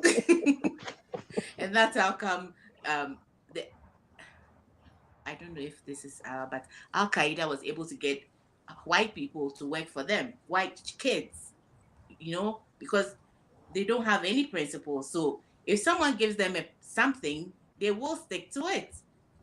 So let's give our kids principles. They have to have rules, principles that were brought on, the good ones. So you weigh it, and then let's make the next generation better, because it's really sad. Sister, yeah. Sometimes you grind some hot pepper and you pour it into wounds. You push me there. And you create confusion. Let's hit it. Let's go. You want parenting. So let's talk. I was talking to a friend of mine this week about our daughters. So I made a video with my daughter and I raised the issue of Johnny Blue Eyes. I don't know if you've seen that video. No, not yet. I have All right. I want to talk to my daughter about the kind of boys that she's beginning to find attractive. I'm trying to get in her head so that I can influence the kind of person she values, so that it's not stupid concepts people give her externally, which become the guy she thinks is cool. Yeah. That's the conversation my mom had with me. And in essence, that conversation shaped who I found attractive from that day. And in fact, a lot of the people I'd have found attractive otherwise paled in comparison to what she'd said to me. And thank God she did. Because if I'd gone with any of those boys, I would be cursing the day I met them. Because I've seen what they've done to other people. I've seen how that has gone. But also, in wanting to do that, you have to really find that fine line so you do not become controlling. So you don't project your life values onto your daughter. So you don't become the virginity police.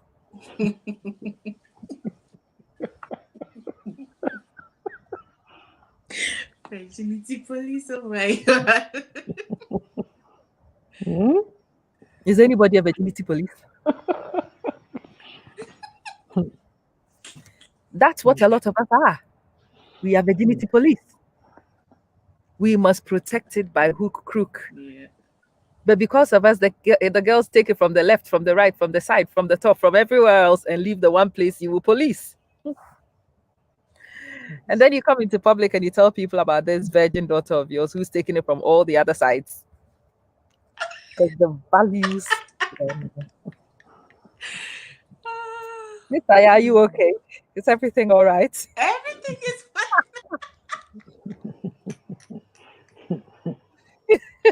I love your reaction. Unpick it for me. Go on. What's make you giggle? It's kind of like my life story. That's why. All right. Very interesting. Unpick it for us a little bit, please. Because Go on. Before that, I got pregnant at not 20 because I had him at 20, so 19 then. Yeah. 19. Yeah. And my mom is like loud, and what I was expecting was like she would shout, but she was shocked actually. And I was shocked that she was shocked because I like that. because I she made me feel like she knew I was the bad kid, kind of like. So I was shocked that she was shocked that she never said a word, and that's like not my mom at all. But that also made me feel really bad because that's not her, and I knew I had hurt her a lot. So yeah, and she also held a high position at church, so that was a big disgrace for her Ouch. as well, right? So when you were saying that, that's why I was giggling so much because I can relate to it. Like, But you see, again, let's unpick it. I think one of the reasons why you probably would have played that game is because you were feeling like it was necessary to rebel.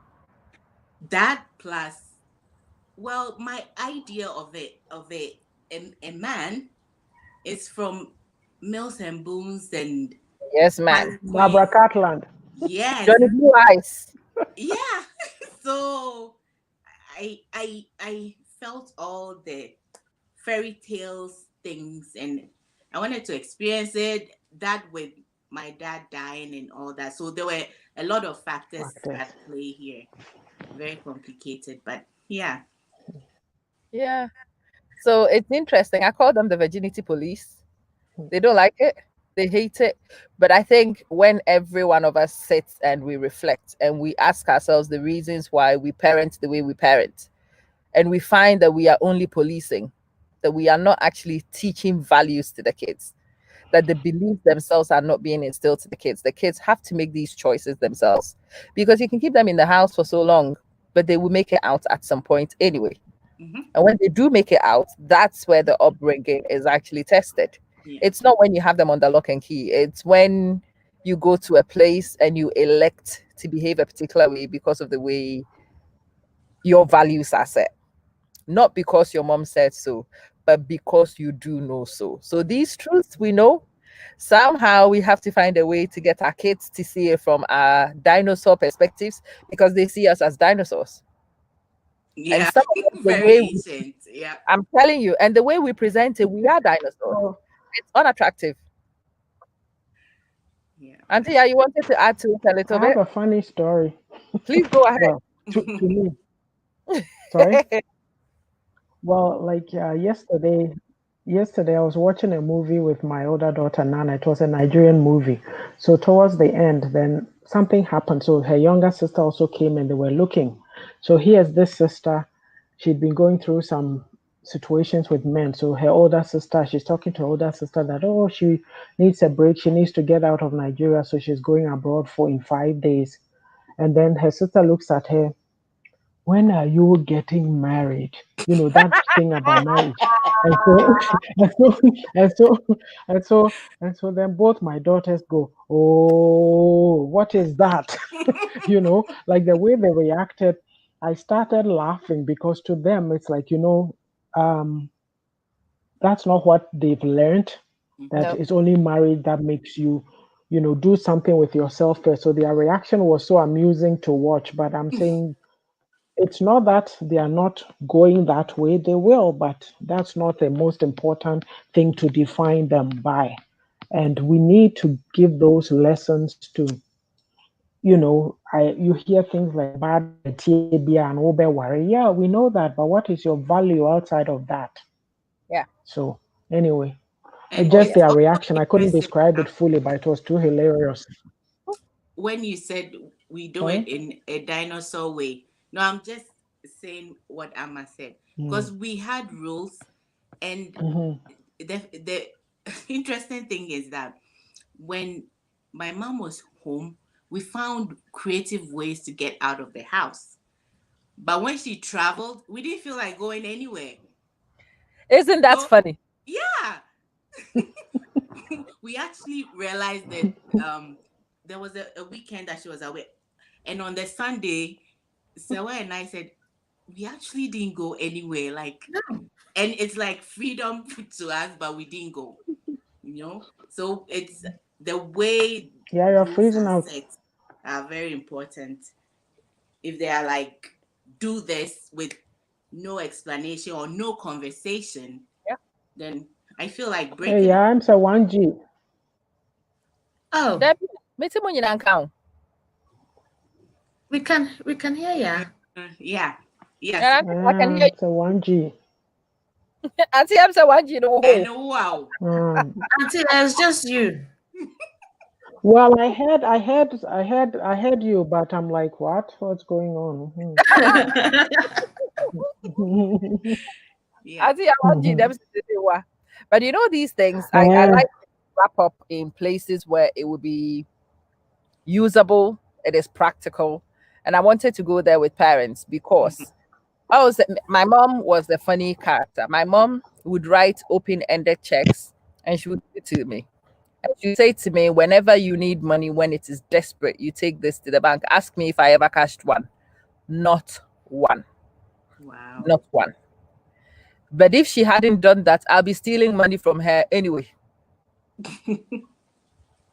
The minute you reverse it and it becomes okay to do, when there is a choice to be made, then a person actually reflects on it. And it's a scary thing to do as a parent, that you give the kids options and you allow them to choose some of these things.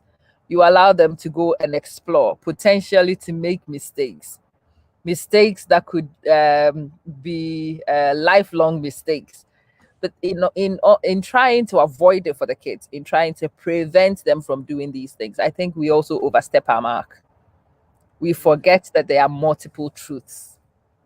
We forget that there are multiple perspectives from which you could see things. Yes, it could be a big mistake from you, the parent's point of view.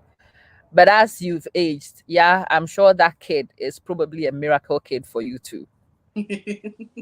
Oh, yes. Not one you would do without, right? No, he's like, and I see that he got my talents and my gifts. Yeah. Yeah. So Those kids always are. And when you actually reflect on them, it becomes your greatest gift. But the circumstances under which they come are not convenient. But who are we to determine when is a good time for somebody to make an appearance? Do you know what I mean? yeah. Who are we to decide when is perfect? Yes, who are we? Yes. Who are we? Amma, yes, go on, please. Sorry, I wanted to say something that's not really come up, because when you talked about parenting and you talked about the Virgin Police, there's something also that I think we were not trusted as children to be able to cope with. That is managing money in the Ghanaian sector, and we were not taught it. Maybe some families did, but I think it's an all-round thing. Most of the families I know did not have the education, mostly. So when banks started coming up in Ghana, I was laughing, and people started going for loan. They had no idea how to manage money. And that they will pay it back Ever. Because you know what? When we were young, and an uncle would come and visit your home and he's leaving, he would say that, oh, give this money to the children.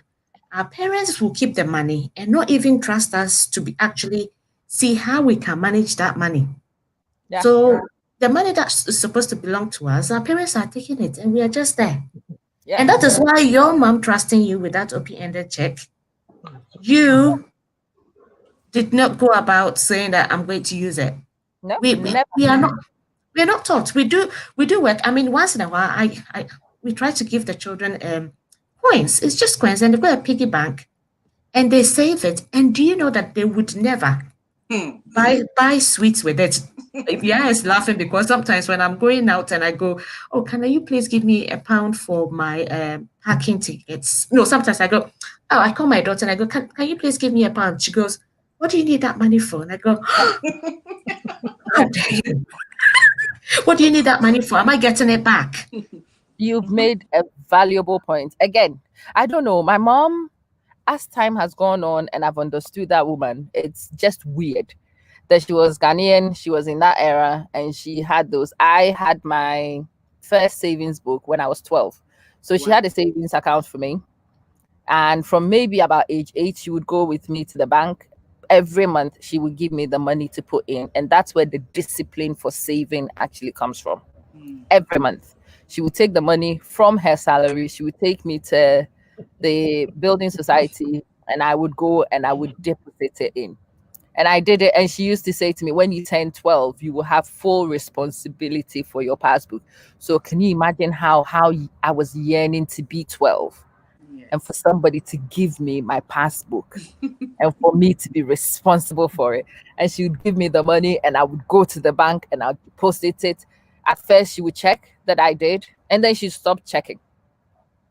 And maybe every now and again, she would have a look at it. She would ask me to bring it so we can calculate it and see how rich I was. That's how she taught me interest rates. And she explained to me about compound interest and simple interest and those. It was done practically. So it actually did embed in my head, and I understood that when you have money come in, you take some and you put it to one side and you save and you prepare. And it's these things are things that maybe a lot of us need to look into and see if we can teach our kids. Our parenting, my parenting is not perfect. And it's good to see areas in which your parenting is not perfect. And it's good to have the humility to say, hey, that bit needs a bit of work. Yeah. Okay, this area is okay. I mean, it's not perfect, but it works for us. But this area, maybe we need to develop it somewhat. And I'm so honored that you've actually shared some of your truths with us on here.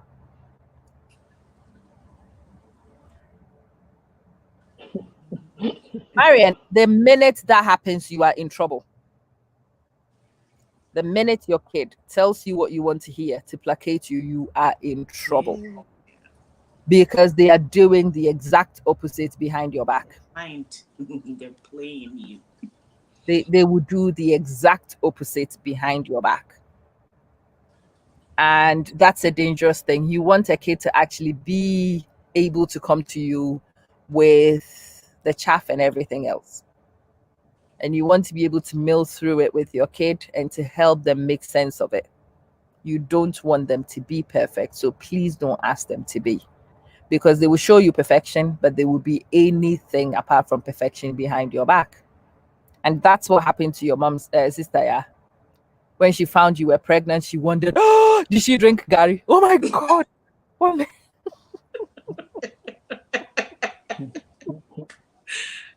my God. How did she get pregnant? Oh my God. Oh my God. Because the conversation hadn't been open, has it? No. In her head, you were still her virgin little girl doing what she asked you to do. And so to be confronted by this would be a huge shock. Maybe the process should have been something that everybody owned and everybody sort of understood. And if you came to somebody, if you knew your daughter was likely to be able to do that, then when they did it, it would not shock you that badly, would it? Yeah. Oh, I felt bad. Oh, but it was done. I know. I was actually waiting for someone to catch me. Right. That's an interesting one too. Please Yeah. explain it to me a little bit. Actually, when it happened, I went once to go to try to get rid of it. Uh-oh. Yeah. But strangely, I think at that time, because I was still menstruating for about 3 months before I found out. Ouch. So at that time, I think the doctor didn't want to do it. So I think he gave me a placebo. I thought he had given me something. He said, come back. But when I went, I was going out of the clinic. I don't know, something just didn't feel right with me. I don't know. So I just went back. I actually traveled we lived in Kufuori. I went to Accra to do this. And I know. So I traveled back to Kufuori and I just said, okay. I did think about running away, but I didn't know where to go. I was going to ask you. Where do you run away to? So I had no choice. I said, okay, I'll just walk around. When someone sees it, they can tell my mom. And my aunt actually saw it and asked me, and I said yes. And That was a relief, wasn't it? it was. Yeah. Because I was walking about, and I felt I was disappointing my sister too. Because How does she fit in any of this? I don't know. Even the first time I did it, I didn't tell her about it, and I told her everything because I didn't want her to feel it was okay to do it. Right. That's what it was. Yeah. This was a prerogative of big sisters only, huh? Yeah. Actually, I don't know. That's the way I am. This is very interesting. Yeah, you know what I want from you. But What? sister, yeah. Let me come in here, please. You know that is what they say, right? Set an example for your younger ones. It is definitely you already beating your friend. What is my sister going to think? They said that so I'm now a bad example for my sister or something like that, right? So I think it's right when you were feeling like that. I was actually protective of them, rather. I didn't want her to go through what I was going through. And that's how I am. Like when I was younger, if I was washing my own clothes, I'll just wash it anyhow. But if it was somebody's, I'll do it properly. Yeah. That's just how I am. Yeah. Yeah. And I always go into trouble if I do things wrong. Go into trouble with her. Of course. Because now she needs to find perfection with somebody else. Isn't that what we all do? I guess so. When we've not lived a perfect life and we've not got the grades that we should have done, we've not got the qualifications that we should have done, we've not lived the life we've lived. When we have children, we project it onto them, we force it onto them, and we don't even stop for a second to think what it feels like for these kids and whether they do want what we're projecting onto them. And that's what you do to your little you were doing to your little sister. But what I want, sister, from you is a simple video of you sitting explaining the story and the lessons from it. Okay. So that we can all share with our daughters. They can listen to the story for themselves and decide if they want to walk that path or otherwise. Do they want to walk the path? But I want them to know the path. So it's not a choice they make because their mom says they should or their mom says they shouldn't. But I would like kids to know where each path leads. When you've made this choice early, where could it take you? You've made a choice, you've walked a path, you know that path, you could share it, and maybe it might be a case study for people to consider when they make choices. If you could, that would be amazing. That's a good idea. That would be amazing. Yeah, the lessons from that journey, I would love to harvest.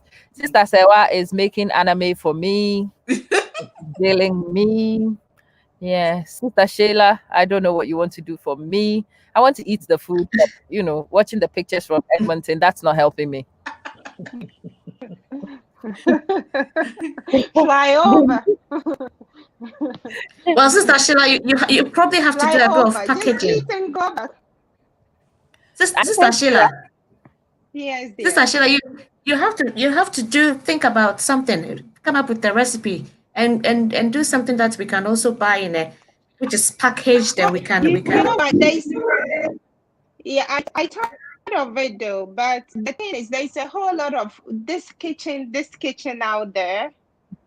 You get it? And they all come up with the same kind of a recipe style. So I'm learning from them to see how I will strategize mine before I do it. So I'm really planning towards the video or possibly a little book out there. But I'm studying the market a little bit to see how mine should be, because I have seen a whole lot of kitchen online and they put the recipe out there. And I'm trying to protect my recipe at this point in time because I am selling myself in the market. Me, I'm going for a franchise. And I don't want nobody to take my recipe yet. So I'm adding it and I'm strategizing myself around it for now. Okay. Once the time is right, I will strike. Good. Now, back to our topic. You see, my friend who was able to tell me how she was pregnant and all that. But by the end of the day, she told me, "Awala," she's auntie, so I'll go with the way she said it. "Awala, you wouldn't even help me." So you see, you see, she went to my friend that she thought she'll be able to help, but she ended up letting the story out of the bag for everybody to hear. So you see, it's all about we need to get confidence and trust in us. If Sister Ya was that bold and confident enough, she would have just walked bold enough to go to mommy and say, "Mommy, hey, this is what happened." Something I would have done with my dad. So it all depends on how I'm bringing it. But then again, we were taught or we were asked to shut up and don't talk. So we were not talking. So they were not listening. So you see the point, if you are not talking, okay, keep it up. So we wouldn't listen to it. So that's all we know. So who trying to listen. It didn't just affect us, but they were also affected by not listening. Oh, but of course. We were not talking. They didn't pave the way. So they also paid the price by not listening. So that is what happened to us. Now, fast forward, how do we learn from that? Our generations have to do better. And I think that's why you are here talking.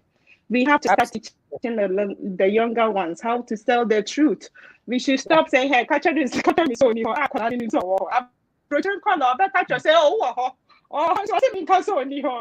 you see, that's the difference.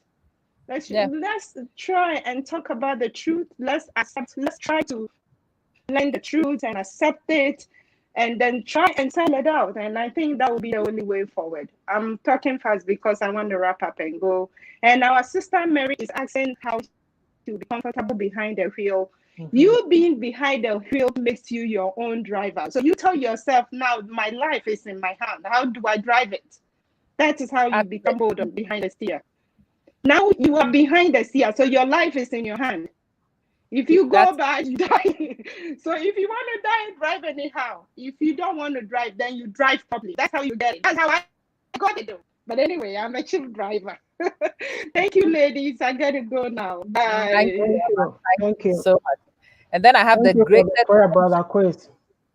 I have a bombshell, and Auntie Ya, it's for you. Really? My bombshell. So I've asked Sister Ya to make a video for me, and Sister Sewa to do anime. Auntie Ya, I have up until the 31st of December, and I would like you to come and explain multiple streams of income and how you're making it work. Me? Wrong person. And I want illustrated examples of how you've made multiple streams of income work. If you've not started making it work, please go start making it work, because on the 31st of December, I will ask you this question so we can see the streams you are playing with and the returns it's making. I'm not playing with any streams. There are no streams, so they are all kind of, they are growing away because where from that? Which well, stream? go find it. There are many streams, so go find it. Remember, you said somebody gave you an assignment, Yeah. so you have to give it to me too. Yes, of course. No. Streams, Yes. Because you and I, we discussed some 20 streams that I've not seen anything happening with, and so I'm putting it right here, publicly accountable. Auntie Ya is going to tell us about multiple streams. She's not. Why not? At least I know 3. Thank you. Yeah. Sister Ya, God bless you. See, she says I also knew 3. Auntie Ya, you will add 3 more. And you you're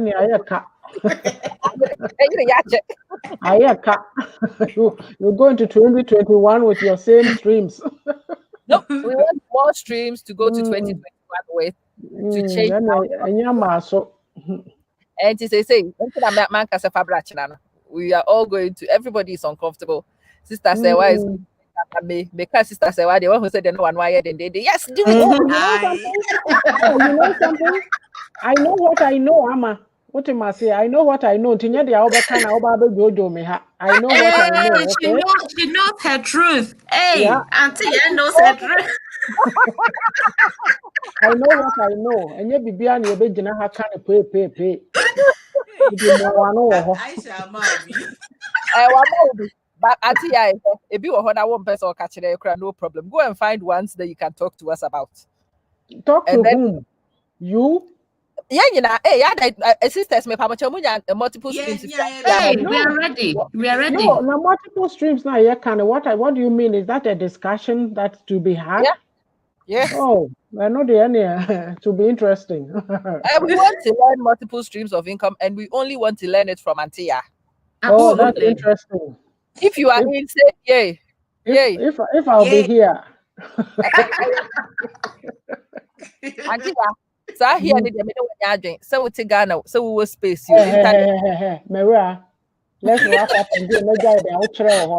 Okay, time to go.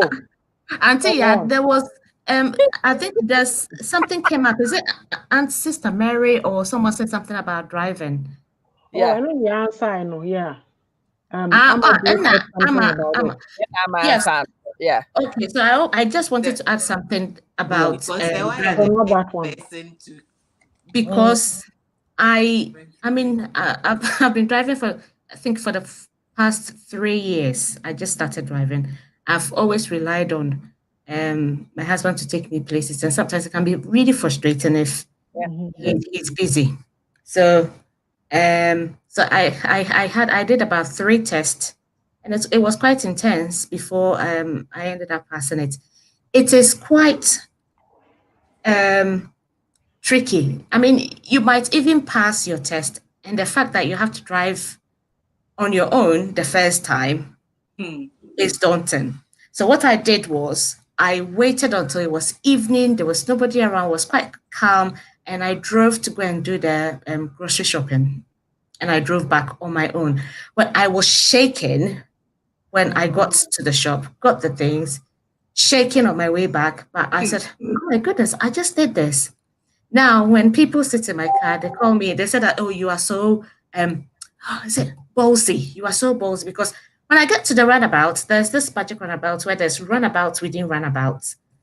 I'm just going. If you're not coming, I'm not even waiting for you. I'm just going. The first time I gave my head teacher a lift, she said, I can't believe you just started driving this year. Because I'm like, I'm going. Don't care. Don't be worried about distractions around you. Just carry on. Keep going. Just believe in yourself. If you think that you can't do it when it's busy, do it when it's less busy. You become comfortable, you become confident, and you'll be fine. Yeah. So Aunt Mary, you'll be fine. Why?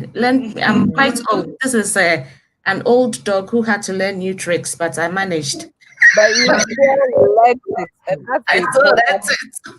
That's the important thing. Auntie, say I'm homework here, the next thing I wanted to ask you just a little bit was what to look forward to.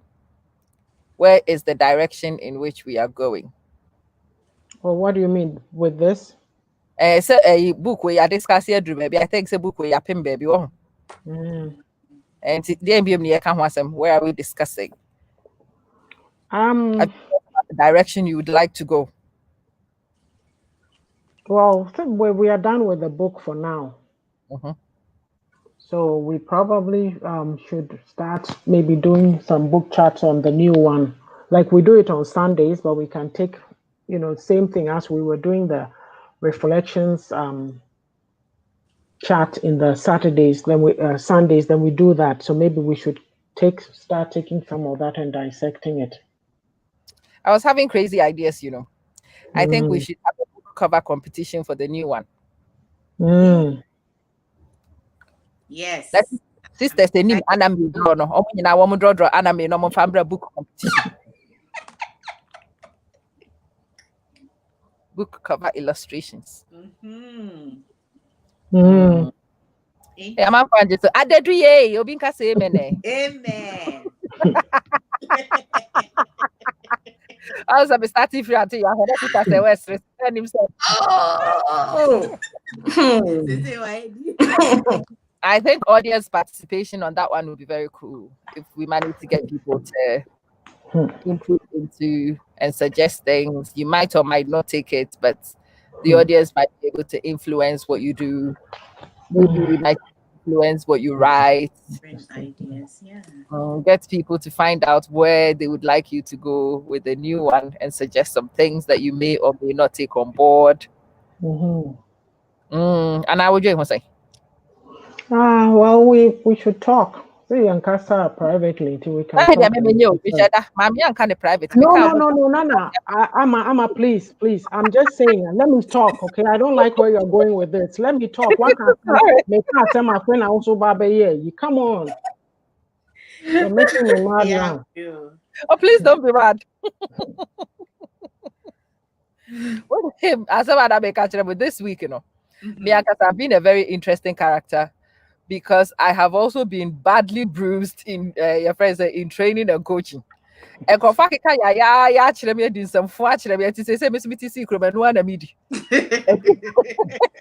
not on my watch, Jameha. This week, those of you who have not learned to rein me in and call me to task me, I'm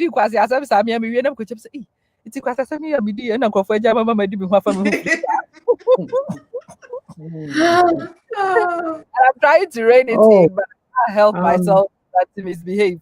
It's the beauty of a woman's heart. There we go. Is what it's called. The beauty of a woman's heart. Sister said, I could see your brain ticking and drawing something about a woman's heart and beauty.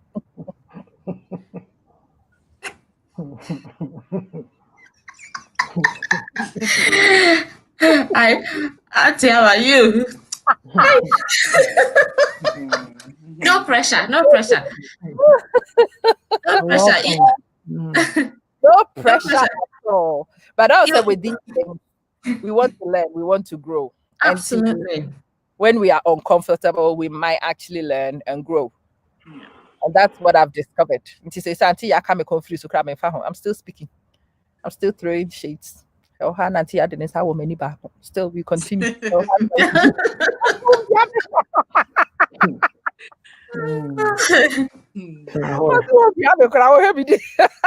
I think I will mind you. Leave Auntie alone. I said, oh, yeah, your talent too. Talent. Is my talent. I am loving your friend is saying, but I thought about it. You are laughing it. I'm not. I told you. Let's wrap up and go. Me one near my.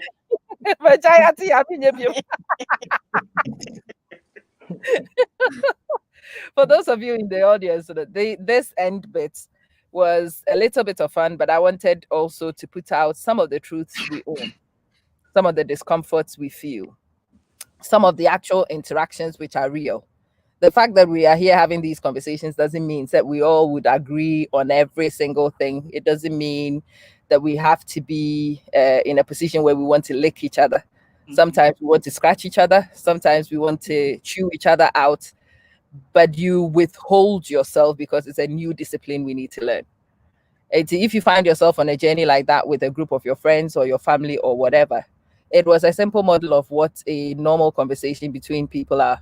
You go into these conversations expecting that this is how it would be. You don't go in there with unrealistic ideals. And yeah, we tell our truths, we own our truths, and you saw some of it. I hope it was a useful exercise for you. But thank you very much for joining today. I hope you learned something as much as I did, and you enjoyed your half as much as I did. I hope truth was not too uncomfortable for you. So thank you, Sister Ya. Thank you, Sister Sewa. Sister Ama, I know you're not here, but thank you. Thank you in absence. And Auntie Ya, do you want to wrap up for me today? As I said, the final moment is with Auntie Ya to wrap this one up. Yeah, Sister Aisha. Yeah. Yes. Yeah, you said it all. She has. Oh, it's not out yet. If you're talking of the second book, it hasn't come out. Yeah. So, Auntie, when is it coming? Do we have any date in mind so Sister Aisha can start planning? We said coming soon, next year. Sometime next year. Sometime Okay. next year. We're still Coming to a bookstore working near on you. it. Yeah, Yeah. hopefully. At the Right. rate at which it's going, it's quite slow. But we'll see. It will pick itself up. I am sure it will. So thank you very much to our audience, and hopefully we will see you Okay. very Thank you, Bye. guys. Bye. For coming. Take care.